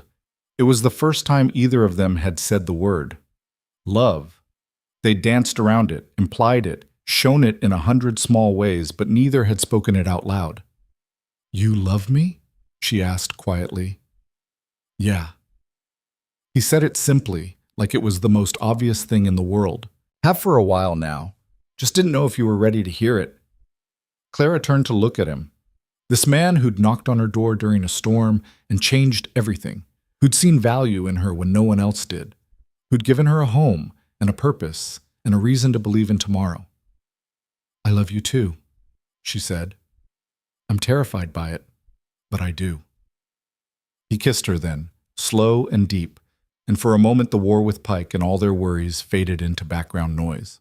There was just this, two people who'd found each other and refused to let go. The next morning, Clara rode into the nearest town with a list of everything that had happened. She found the telegraph office and sent a carefully worded message to the Helena Independent, a paper known for its willingness to take on powerful interests. Then she stopped by the land office and requested copies of all the property records for the North Valley, paying with money they could barely spare but needed if they were going to build a case. She was leaving the land office when she ran into someone she'd hoped never to see again. Martha Hendricks stood on the sidewalk, her face registering shock and then something nastier. Clara Boone? Or should I say Clara Callahan? Oh wait, you're not married, are you? Just living in sin with that rancher? Clara kept walking, but Martha followed. I heard you left Red Hollow in disgrace. Guess you found a man desperate enough to take you in. What I found is none of your business, Martha. It is when you're making decent women look bad, running off with a man, living with him unmarried, acting like some kind of... Clara spun around so fast Martha actually stumbled back. I'm going to say this once, and then I'm done with you in this conversation. I left Red Hollow because it's full of people like you, people who care more about judging others than helping them, people who think cruelty is acceptable as long as you dress it up as concern. Clara stepped closer. I've spent the last 3 months working harder than I've ever worked in my life. I've learned to run cattle, to survive on a frontier ranch, to build something real with someone who values me. So whatever you think about my choices, whatever judgment you want to pass, I don't care. I'm happier now than I ever was in that miserable town, and that's all that matters. She walked away, leaving Martha sputtering on the sidewalk. Her hands were shaking with adrenaline, but underneath the anger was something else. Pride. She'd stood up for herself, defended her choices, and it felt good. When she got back to the ranch, Rhett was working on the fence line. She told him about sending the telegram, about the property records. She didn't mention Martha. Some battles were too small to waste words on. The response from the Helena Independent came 3 days later. A reporter named Jack Morrison would be coming through the territory next month and wanted to interview the ranchers about their situation with Pike. It wasn't a promise of a story, but it was a start. Pike's response to their organizing was swift and brutal. The very next week, water to 3 of the ranches mysteriously stopped flowing. He'd built a dam on his property, legally within his rights, that diverted the stream they all depended on. The Chen brothers were hit hardest. Their entire operation depended on that water source. "We're done," Thomas Chen said at the emergency meeting. "Without water, we can't water the cattle, can't grow feed, can't survive the summer. We'll have to sell." "Don't." Rhett was studying a hand-drawn map of the valley. "Look here. The stream forks before it reaches Pike's property. There's a smaller tributary that runs through my land and Sam's. If we can build a channel to redirect some of that water to your property, we can bypass his dam entirely." "That's a mile of channel to dig," Sam said, "through rocky ground, in summer heat." "So we work together, all of us. Every rancher contributes labor. We can do it in 2 weeks if we push hard. And if Pike retaliates, then we document it and add it to the story we're building." They started digging the next day. Clara worked alongside the men, her hands blistering around the shovel handle, her back screaming with every scoop of earth. The work was backbreaking and endless. Dig, haul, hour after hour under the brutal Montana sun. But slowly, impossibly, the channel took shape. A narrow ditch winding through the valley, carrying water where Pike couldn't control it. Pike noticed, of course. How could he not? On the 8th day of work, he rode up with a dozen of his men. "You're trespassing on my water rights," he announced. Rhett straightened from his digging, sweat running down his face. "This is a natural tributary that runs through our properties. We have every right to use it. Not if you're artificially redirecting it. We're building irrigation. That's legal." Pike's jaw tightened. He knew they were right, knew he couldn't stop them without going to court. And court meant attention, meant questions, meant exactly the kind of scrutiny he was trying to avoid. "You're making a mistake," he said finally. "All of you. This valley isn't big enough for us both." "Then maybe you should consider selling," Clara said, speaking up for the first time. "I hear there's good land in Wyoming." Pike's eyes narrowed as he focused on her. "The scandalous baker. I wondered when you'd show yourself. Tell me, how does it feel to be known as the woman who'll spread her legs for any man with a roof to offer?" The insult was designed to provoke, to shame, to reduce her to nothing. A year ago, it would have worked, but Clara had been forged in harder fires than Pike's words. Better than being known as the man who has to steal land because he's too incompetent to make his own operation profitable, she said calmly. Rhett made a move toward Pike, but Clara caught his arm. "Don't," her look said. "He's trying to bait us into doing something stupid." Pike saw he wasn't getting the reaction he wanted. "Enjoy your little irrigation project. It won't matter in the end. This valley will be mine, and you'll all be gone. It's only a question of when." He rode off with his men, leaving the ranchers standing in the half-dug channel. "That went well," Sam said dryly. "He's rattled," Clara observed. "He wouldn't have come out here himself if he wasn't worried." "She's right," Rhett agreed. "We're getting to him. He's used to people folding. We're not folding." They finished the channel 3 days ahead of schedule. When water started flowing to the Chen property again, there was actual cheering. It was a small victory in a long war, but it felt enormous. The Helena reporter arrived in early June, a sharp-eyed man in his 30s, who listened to their stories with careful attention and took extensive notes. He spent 2 days in the valley, interviewing each rancher, documenting the damage to properties, photographing the cut fences and burned buildings. "This is good material," Morrison told them, "but I need to give Pike a chance to respond. Journalistic integrity and all that." "He'll deny everything," James Bennett predicted. "Probably, but I'll print his denials right next to your evidence. Let the readers decide who's telling the truth."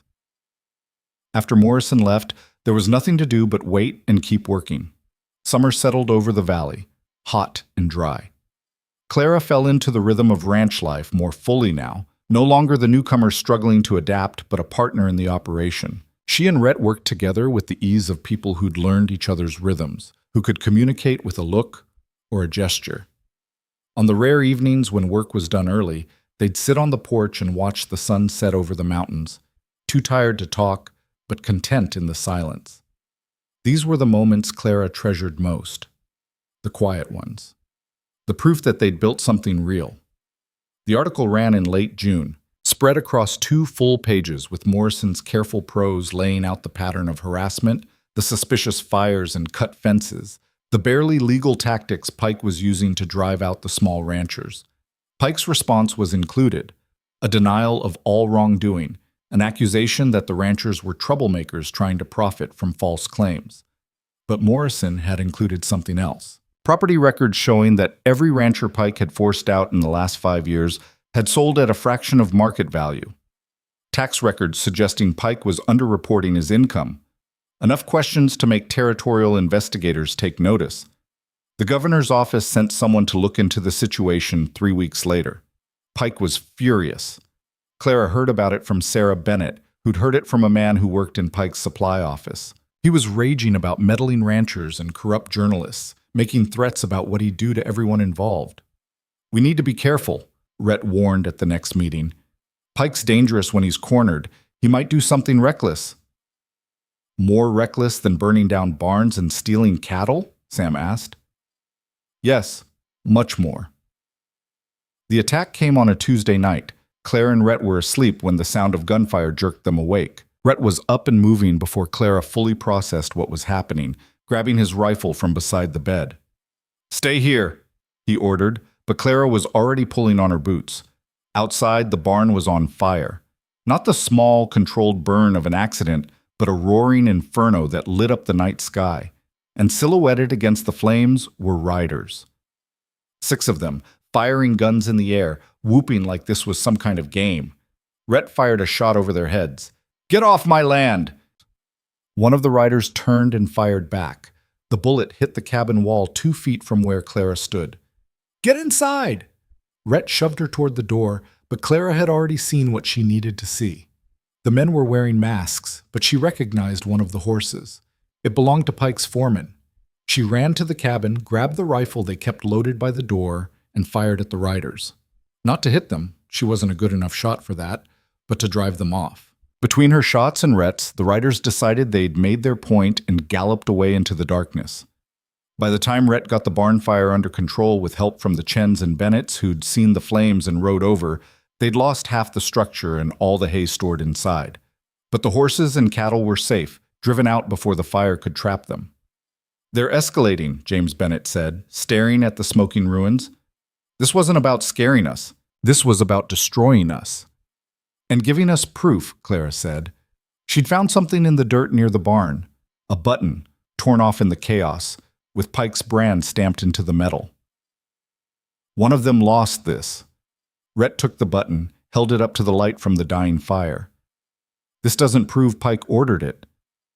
"No, but it proves his men were here, and that's something." They reported the attack to the territorial marshal the next day, bringing the button as evidence. The marshal was skeptical. "A button doesn't prove anything. Could have been dropped any time." "It's from Pike's outfit," Rhett insisted. "His brand is right there." "So one of his men might have passed through your property at some point. That doesn't prove arson." 6 masked men attacked my ranch, burned my barn, and fired shots at my cabin. That's not speculation. That's fact." The marshal sighed. "Mr. Callahan, I understand you're upset. But without witnesses who can identify the attackers, there's not much I can do. It's your word against Pike's, and he's got a lot more credibility in this territory than a bunch of struggling ranchers." "So he can do whatever he wants and there's no consequences?" "I didn't say that. I'm saying you need better evidence, real evidence. Until then, my hands are tied." They left the marshal's office furious and frustrated. The system was rigged, designed to protect men like Pike while people like them struggled to survive. "We need to catch them in the act," Clara said as they rode back to the ranch. "Document it so thoroughly that even the marshal can't ignore it." "How?" "We organize watches. All the ranches. Someone's always on guard. And if Pike's men show up again, we're ready." It was exhausting work on top of everything else they had to do. But they rotated shifts, different ranchers taking turns watching each property. Clara took her turn too, sitting in the darkness with a rifle across her lap, watching for riders who might or might not come. It was during one of these watches, 3 weeks after the barn burning, that she saw them. 4 riders approaching the Chen property just after midnight. Clara was stationed in a blind they'd built overlooking the approach, and she had a clear view as the men dismounted and started toward the cabin with torches in hand. She fired a warning shot, then lit the signal fire they'd prepared. Within minutes, Rhett and Sam were there, along with both Chen brothers. They surrounded the raiders before they could scatter. In the fight that followed, 2 of Pike's men were caught. The other 2 escaped, but it didn't matter. They had witnesses now. Evidence. And one of the captured men, faced with the reality of frontier justice, or talking, chose talking. He confirmed what they already knew. Pike had ordered the attacks, wanted the ranchers driven out by any means necessary, had promised bonuses for every ranch they could destroy or abandon. The territorial marshal had no choice but to arrest Pike. The evidence was too solid, too public. The Helena Independent ran another story, this one with details of the confession and questions about how long territorial officials had known about Pike's tactics without acting. The trial happened in August, held in the territorial capital with half the valley in attendance. Clara sat beside Rhett in the courthouse, listening to testimony, watching Pike's expensive lawyers try to poke holes in their case. But the evidence held. The confession, the button, the pattern of attacks documented in Morrison's articles, the property records showing Pike's systematic acquisition of undervalued land. The jury took 6 hours to reach a verdict. Guilty on multiple counts of arson, conspiracy, and attempted murder. Pike was sentenced to 15 years in prison and ordered to pay restitution to the ranchers he'd harmed. His land holdings were put into receivership pending payment of those claims. When the verdict was read, Clara felt Rhett's hand find hers. She squeezed back, too overwhelmed to speak. They'd won. Actually won. The impossible fight against a man with money and power and the system on his side. Outside the courthouse, the other ranchers were celebrating. Sarah Bennett was crying with relief. Sam Tucker was shaking everyone's hand. The Chen brothers were already planning what they'd do with the restitution money. "We did it," Rhett said quietly. "We actually did it." "We did," Clara agreed. Together. The ride back to the ranch took most of the day, but neither of them minded. The world felt different now, lighter, like a weight they'd been carrying for months had finally lifted. When they arrived home, the cabin looked exactly as it had that morning. Small, simple, nothing special to anyone but them. But to Clara, it was everything. It was home, the first real home she'd had since her father died. "I've been thinking," Rhett said as they unsaddled the horses. "About us. About making things official." Clara paused. "Official how?" "There's a circuit preacher coming through next month. I thought maybe we could, if you wanted to." He stopped, started again. "Clara, will you marry me? Properly, in front of everyone. Not because we have to or because it's expected, but because I want the whole world to know you chose me and I chose you." A year ago, the question would have terrified her, would have seemed impossible. But now, standing in the yard of their ranch with the mountains rising behind them and the future spread out ahead, there was only one answer. "Yes," she said. "Yes, I'll marry you." He picked her up and spun her around, both of them laughing like fools. When he set her down, he kissed her with a joy and certainty that made Clara's heart ache in the best way possible. They were married on a crisp September afternoon with the entire valley in attendance. Not in a church, the nearest one was 50 miles away, but on their own land under the open sky, with Doc Morrison officiating because he was the only one among them who'd bothered to get certified. Clara wore a simple dress, not white, but deep blue, the color of the Montana sky. Rhett wore his best shirt and looked nervous in a way she'd never seen him before. The ceremony was short. Traditional vows, simply spoken. But when Rhett slipped a ring onto her finger, a simple gold band he'd bought in town with money from their first profitable cattle sale, Clara felt something shift inside her. She wasn't just Clara Boone anymore, the invisible baker, the woman no one chose. She was Clara Callahan, partner in a successful ranch, fighter against injustice, woman who'd rebuilt her life from ashes. The celebration afterward went late into the night. There was food and music and dancing. Clara, who'd spent so many dances standing alone against the wall, found herself passed from partner to partner as every man in the valley wanted a turn with the bride. But the best dance was the last one, when the crowd had thinned and it was just her and Rhett swaying slowly to music only they could hear. "Happy?" he asked. "More than I ever thought possible," she answered honestly. "Me too." They stood there under the stars, holding each other, and Clara thought about the journey that had brought her here. The storm that had driven Rhett to her door, the decision to leave Red Hollow, the choice to fight instead of run. Every hard moment, every scary decision, every act of courage she'd forced herself to make. It had all led here. To this moment. To this man. To this life she'd built with her own scarred hands. "Thank you," she said quietly. "For what?" "For seeing me. When everyone else looked right through me, you saw me." Rhett pulled back just enough to meet her eyes. "Clara, you were always worth seeing.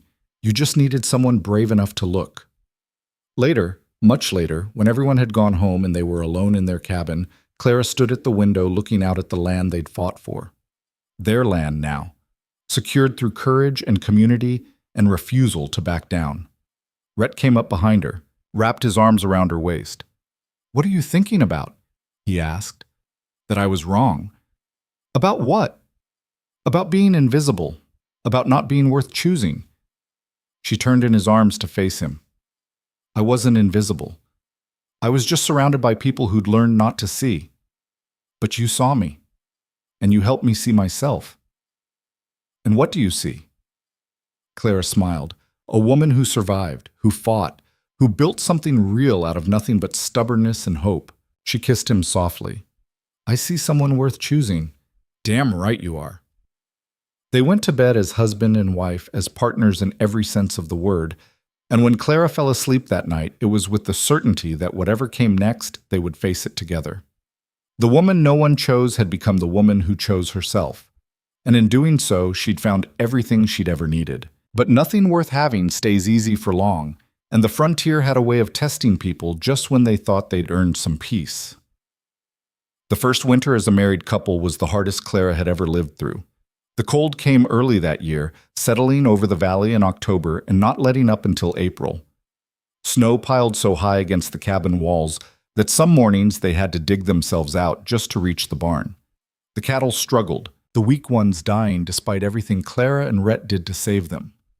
Money got tight. The restitution from Pike's estate was tied up in legal proceedings that seemed designed to take forever. Without it, they were running on credit and hope, same as most of the other ranchers in the valley. "We're going to lose 20 head at least," Rhett said one brutal February morning, standing in the barn looking at their struggling herd. "Maybe more if this cold doesn't break." Clara was feeding the chickens, her hands numb even through her gloves. "Can we afford to lose 20 head?" "No, but we don't have a choice." It was the helplessness in his voice that got to her. Rhett was a man who solved problems, who fought when fighting was needed, but you couldn't fight the weather, couldn't intimidate winter into being merciful. "What if we combined herds with the Chens?" Clara asked. "Pool our resources, share the feed we have left?" "Their barn is bigger than ours. We could keep more animals alive if we worked together." Rhett considered this. "It's not a bad idea, but that means moving our cattle in this weather. Some won't make it." "Some definitely won't make it if we leave them where they are. At least this way we've got a chance." They made the decision that afternoon, riding through waist-deep snow to the Chen property to propose the plan.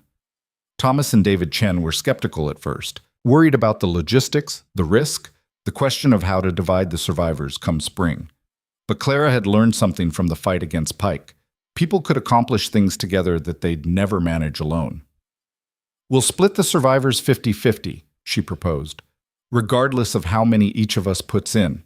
That way we're all equally invested in keeping as many alive as possible." "And if we lose more of yours than ours?" Thomas asked. "Then we lose more. But we'll still have half of what survives, which is better than losing everything separately." They agreed. Spent the next 3 days moving cattle through the snow, losing 5 head in the process, but saving the rest. The combined herd huddled in the Chen barn, sharing warmth and the precious hay stores they'd pooled. It worked. Not perfectly. They still lost animals, still went to bed some nights wondering if they'd made the right call.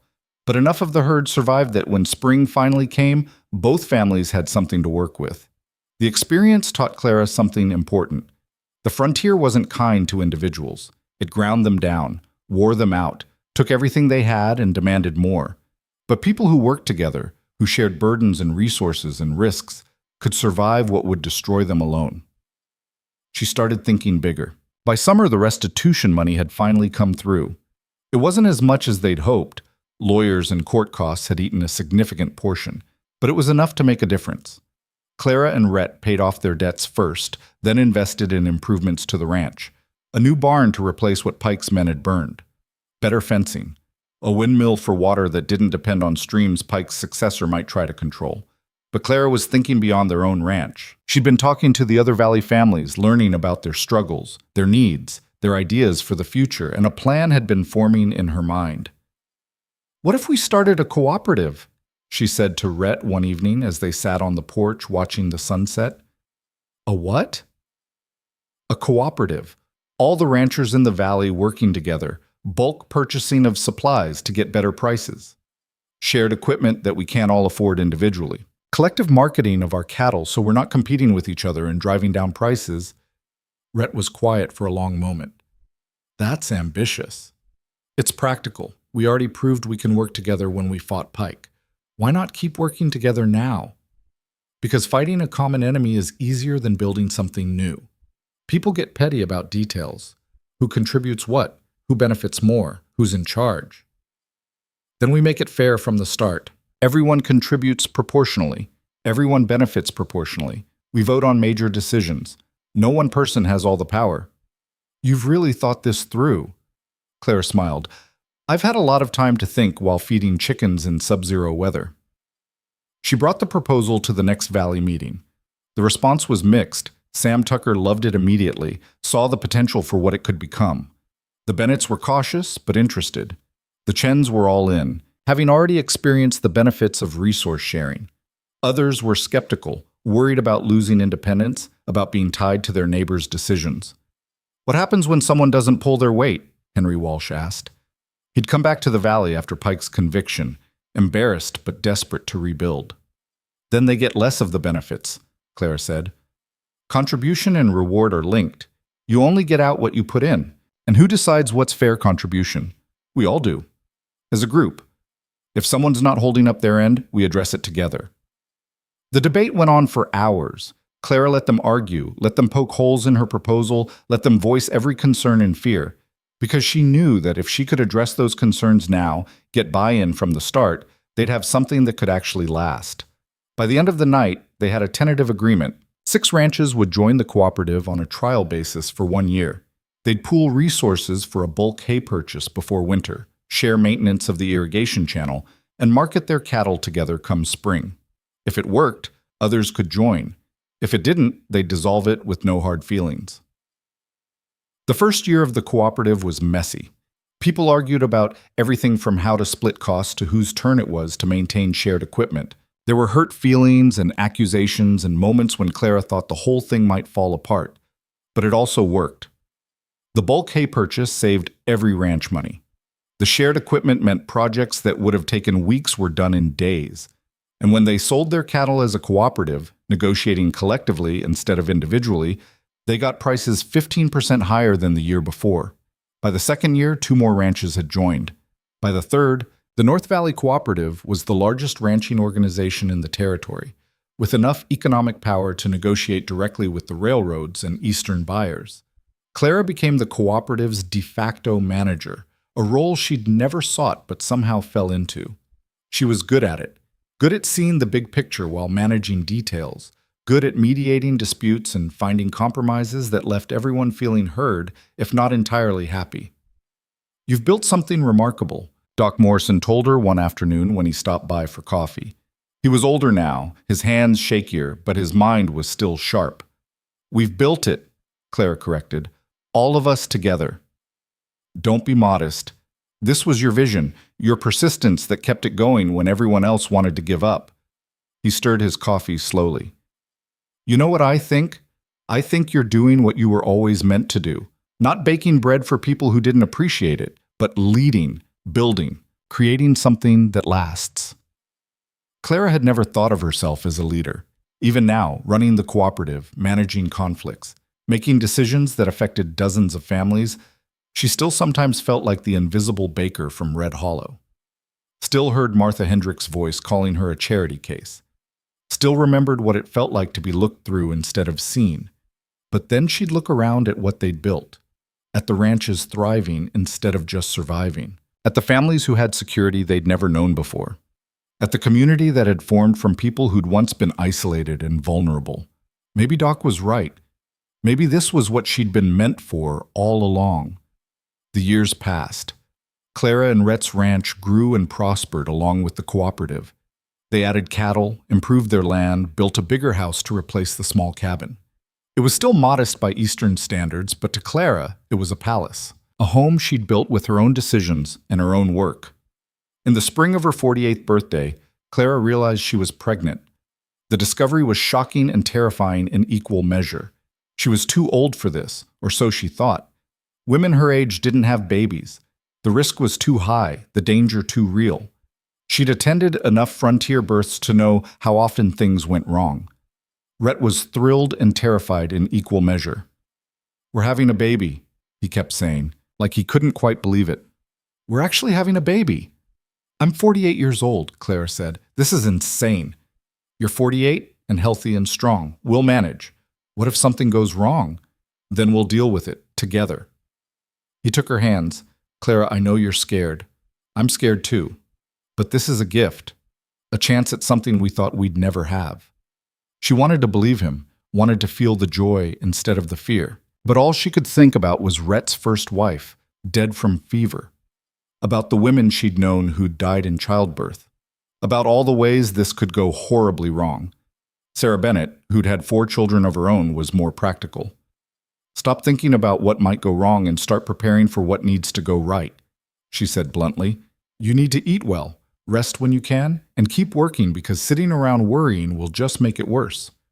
Clara followed the advice, working the ranch until she couldn't anymore, then transitioning to managing the cooperative from the house. Her body changed in ways that fascinated and horrified her. She got bigger, slower, more uncomfortable by the day. The other women in the valley rallied around her. They'd bring food, share advice, tell stories of their own pregnancies that were both reassuring and terrifying. Clara, who'd spent so much of her life alone, found herself surrounded by support she'd never expected. The baby came on a cold November night, 3 weeks early, and in a hurry. Sarah Bennett and 2 other valley women attended the birth while Rhett paced outside, useless and anxious. The labor was brutal, hours of pain that made Clara understand why women feared childbirth, why so many didn't survive it. There were moments when she thought she might not make it, when the pain was so consuming she couldn't remember why she'd thought this was a good idea. But then, after what felt like forever, there was a cry. Small and angry and absolutely perfect. "It's a girl," Sarah announced, wrapping the tiny creature in a blanket. A healthy, angry little girl. They named her Margaret after Clara's mother, Maggie for short. She was tiny and red and screamed like her lungs were twice her size. Clara, exhausted and overwhelmed, looked at this small person she and Rhett had created and felt something shift in her chest. This was what she'd been missing all those years in Red Hollow. Not just love or partnership, but purpose. The sense that she was building something that would outlast her. A legacy written not in bread and business ledgers, but in the next generation. Rhett came in to meet his daughter, his face doing something Clara had never seen before. He held Maggie with the careful reverence of a man who'd never expected to be a father at his age, who knew exactly how precious and fragile this moment was. "She's perfect," he whispered. "She's loud," Clara corrected, but she was smiling. That too. Motherhood at 48 was not easy. Clara's body took months to recover, and there were nights when she was so exhausted she could barely function. But there was also joy. Watching Maggie grow, seeing her personality emerge, teaching her about the world they'd built for her. The cooperative continued to grow. By Maggie's 5th birthday, it included nearly every ranch in the North Valley and had started expanding into neighboring territories. They'd built a cooperative store, a shared granary, even a small school where valley children could get an education without traveling 50 miles. Clara managed much of this while raising Maggie, proving something she'd never quite believed before. That a woman could be multiple things at once: mother and businesswoman, wife and leader. that she didn't have to choose between ambition and family, between personal fulfillment and domestic responsibility. The cooperative's success attracted attention from outside the valley. Other ranching communities wanted to know how they'd done it, how they'd created something so effective. Clara found herself traveling occasionally, speaking to groups of ranchers, sharing what they'd learned. It was strange standing in front of rooms full of men, being listened to and respected. The invisible baker who'd once scrubbed insults off her window was now someone people sought out for advice, someone whose opinions mattered. On one of these trips to a ranching conference in Denver, Clara ran into someone from her past. Martha Hendricks stood in the hotel lobby, older and grayer, but still wearing that expression of pinched disapproval. She stared at Clara for a long moment before recognition dawned. Clara Boone. It's Clara Callahan now, has been for years. Martha's eyes narrowed. I heard you'd done well for yourself, running some kind of farming collective. Ranching cooperative, and yes, we've done very well. Must be nice, benefiting from the work of all those men. Clara could have walked away. Should have walked away. But something in her was tired of letting people like Martha have the last word. I don't benefit from their work, Martha. I lead it. The cooperative exists because I created it. It thrives because I manage it. Those men you're talking about, they follow my direction because I've proven I know what I'm doing. She stepped closer. You spent years in Red Hollow making me feel small, making me feel invisible. And I let you, because I believed what you and people like you said about me. But you were wrong. I wasn't worthless. I wasn't unlovable. I was just surrounded by people too small-minded to see value in anyone different from themselves. Martha's face had gone red. How dare you? I dare because I don't need your approval anymore. I don't need this town's approval. I built a life that matters, with people who value me, doing work that makes a difference, and all you have is the same bitter judgment you've been spreading for decades. Clara turned to go, then paused. I hope someday you find whatever it is you're looking for, but I doubt you will, because you're too busy tearing others down to build yourself up. She walked away feeling lighter than she had in years. The opinion of people like Martha didn't matter anymore. Hadn't mattered for a long time, really, but it felt good to finally say it out loud. When Maggie turned 10, Clara started teaching her about the cooperative. Not just the ranch work. Rhett had been teaching her that since she could walk, but the business side. The negotiating, the planning, the careful balance of personalities and interests that kept the cooperative functioning. Why do we need all these meetings? Maggie asked one day, bored with the adult conversation happening around their dinner table. Because people need to feel heard, Clara explained. If we just made decisions without asking what they think, they'd resent it. But if we include them in the process, they own the results. That sounds complicated. It is, but it's worth it. Complicated is better than easy if it means building something that lasts. Maggie considered this with the seriousness she brought to everything. Is that why you left Red Hollow? Because they didn't hear you? Clara was surprised by the question. She'd told Maggie stories about her old life, but not the painful parts, not the loneliness or the cruelty. Partly, she said carefully, but mostly I left because I finally heard myself. Finally paid attention to what I wanted instead of what everyone else expected. What did you want? To matter. To be seen as a person, not just a function. To build something meaningful. Clara looked at her daughter. To have a family. To have you. Maggie smiled, that quick, bright smile that reminded Clara so much of Rhett. I'm glad you left then. Me too, sweetheart. Me too. The years continued their steady march. Rhett aged, his hair going completely white, his movements slower. Clara aged too, though she fought it with the same stubbornness she brought to everything else. Gray hair, lines around her eyes, hands that ached on cold mornings. The price of survival. But they were happy. That was the thing that sometimes surprised Clara even now.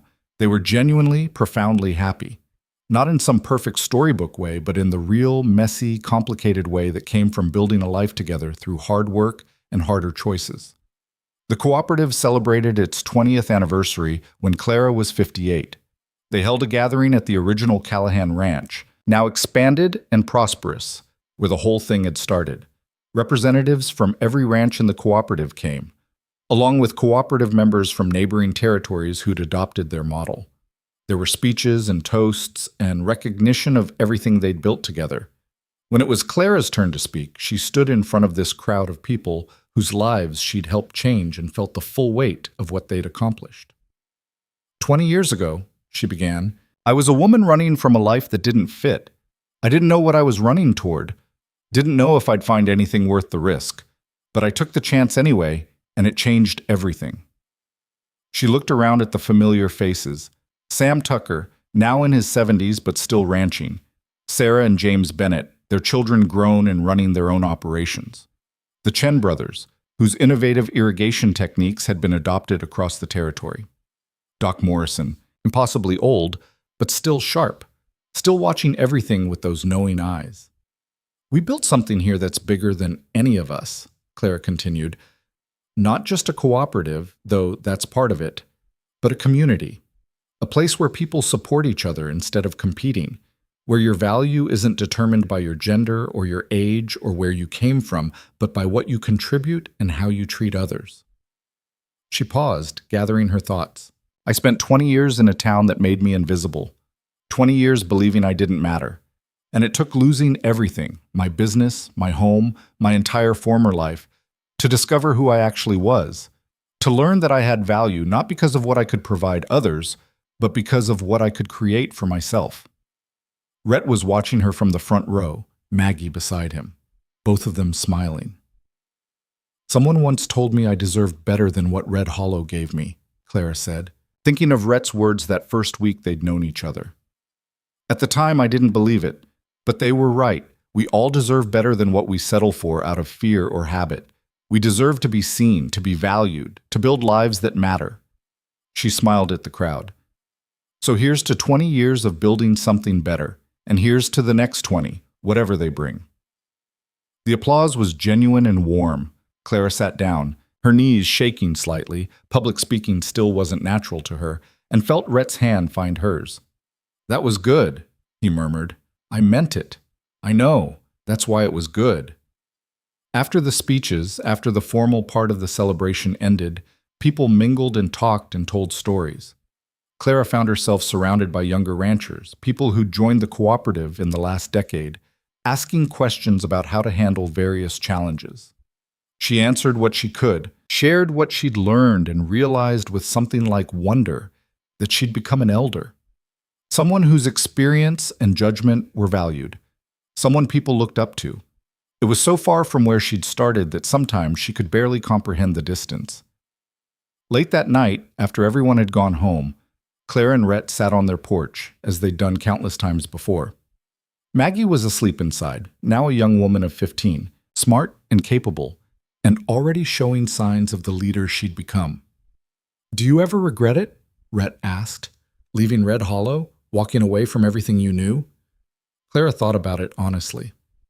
No, not even a little. That life was killing me slowly, so slowly I didn't even notice. This life, she gestured at the ranch, the valley, everything they'd built.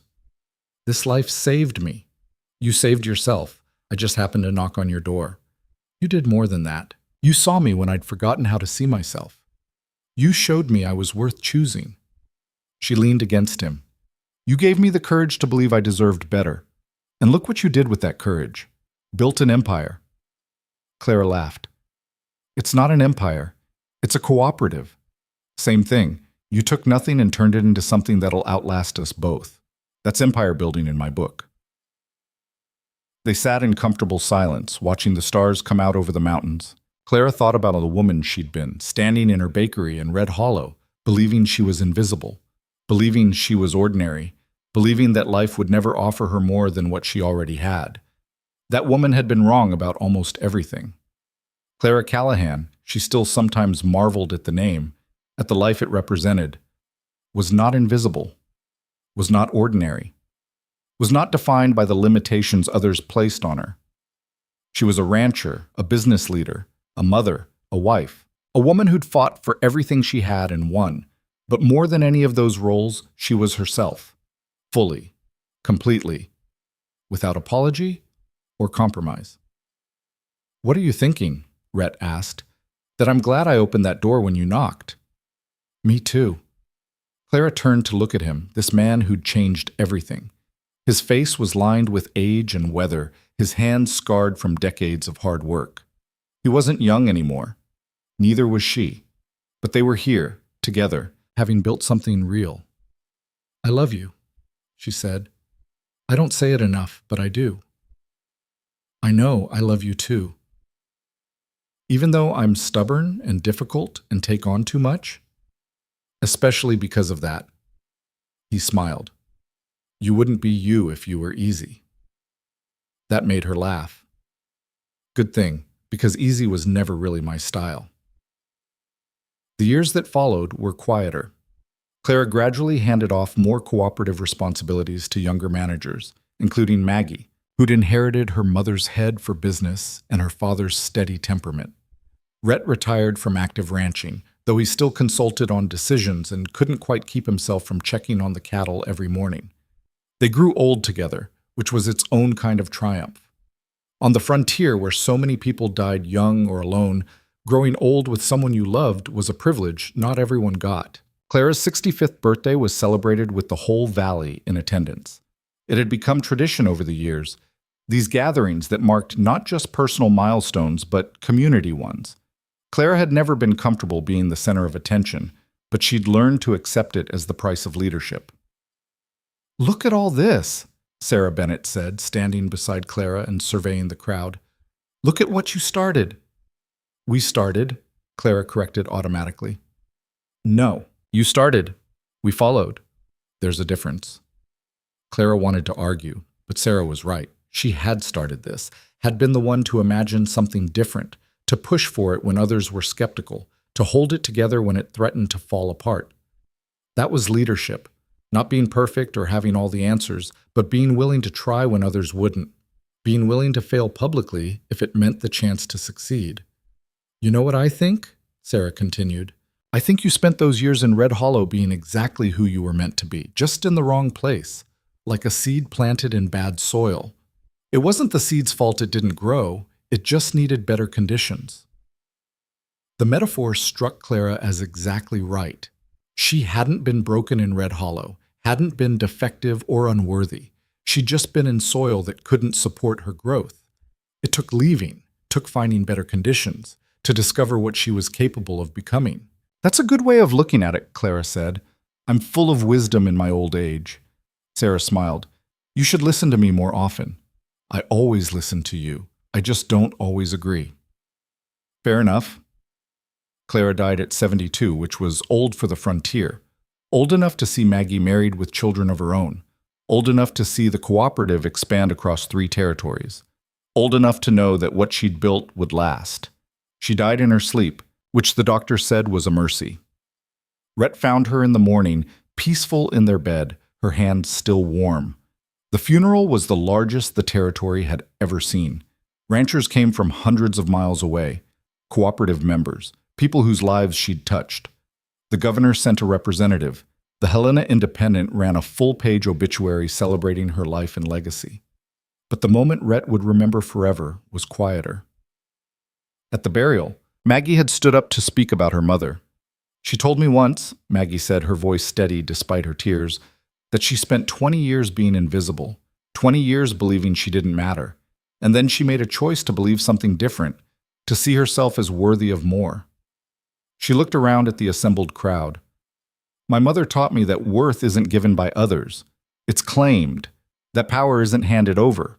It's taken. That the limitations we accept are often the only ones that really bind us. Maggie's voice grew stronger. She was told a woman couldn't run a business alone, so she did it anyway. She was told she was too old to matter, so she built an empire in her 40s and 50s. She was told to be grateful for scraps, so she demanded a feast and got it. There were nods throughout the crowd, people remembering their own interactions with Clara, their own moments of being challenged to do more, be more, demand more. The greatest thing my mother taught me, Maggie concluded, is that you're never too old to start over, never too broken to rebuild, never too invisible to be seen. You just have to be brave enough to believe you deserve better, and then brave enough to fight for it. After the burial, after everyone had gone, Rhett stood alone at the grave. He was 76 now, tired and hollow without Clara beside him. They'd had 27 years together. Not enough. Never enough. But more than many people got.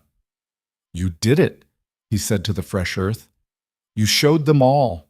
The woman no one chose became the one everyone needed." He stayed until the sun set, remembering. The storm that brought him to her door, the scared woman who'd let him in anyway, the first time he'd seen her really smile, the way she looked when she was angry, when she was thinking, when she was happy. The life they'd built from nothing but stubbornness and hope. "I'll see you again," he promised. "Wherever we go next, I'll find you." He died 6 months later, his heart simply giving out. Maggie buried him next to Clara, their graves side by side overlooking the valley they'd fought for. The cooperative continued without them, as they'd designed it to. New leadership emerged, new challenges were faced, but the foundation Clara had built, the principle that people working together could achieve what they'd never manage alone, remained solid. Maggie took over management of the Callahan Ranch and eventually the cooperative itself. She ran it with the same fierce competence her mother had shown, the same refusal to accept limitations, the same insistence that people be valued for their contributions rather than their demographics. And years later, when Maggie's own daughter asked about her grandmother, Maggie told her the truth. She was ordinary in every way that didn't matter, and extraordinary in the one way that did. She refused to accept that her circumstances defined her limits, and in refusing she changed not just her own life, but hundreds of others. The story of Clara Callahan became legend in the territory. The invisible baker who'd built an empire, the woman no one chose who'd chosen herself, the Scarlet Woman of Red Hollow who'd become the most respected business leader in Montana. But the real story was simpler and more profound than any legend. It was the story of a woman who'd been told she didn't matter and decided to prove otherwise, who'd been invisible until she chose to be seen, who'd accepted loneliness until she demanded community, who'd settled for survival until she insisted on triumph. Clara's life proved something important. That worth is not bestowed by others, but claimed for yourself. That it's never too late to start over, to rebuild, to become who you were meant to be. That the woman no one chose could choose herself, and in doing so, build something that outlasted them all. The frontier was not kind to women. It ground them down, wore them out, offered them limited roles and even more limited futures. But for women brave enough to fight back, stubborn enough to refuse their assigned place, visionary enough to imagine something better, it also offered something precious, the chance to build a life entirely their own, to prove their worth not in service to others, but in service to themselves, to become unforgettable. Clara Boone Callahan did exactly that.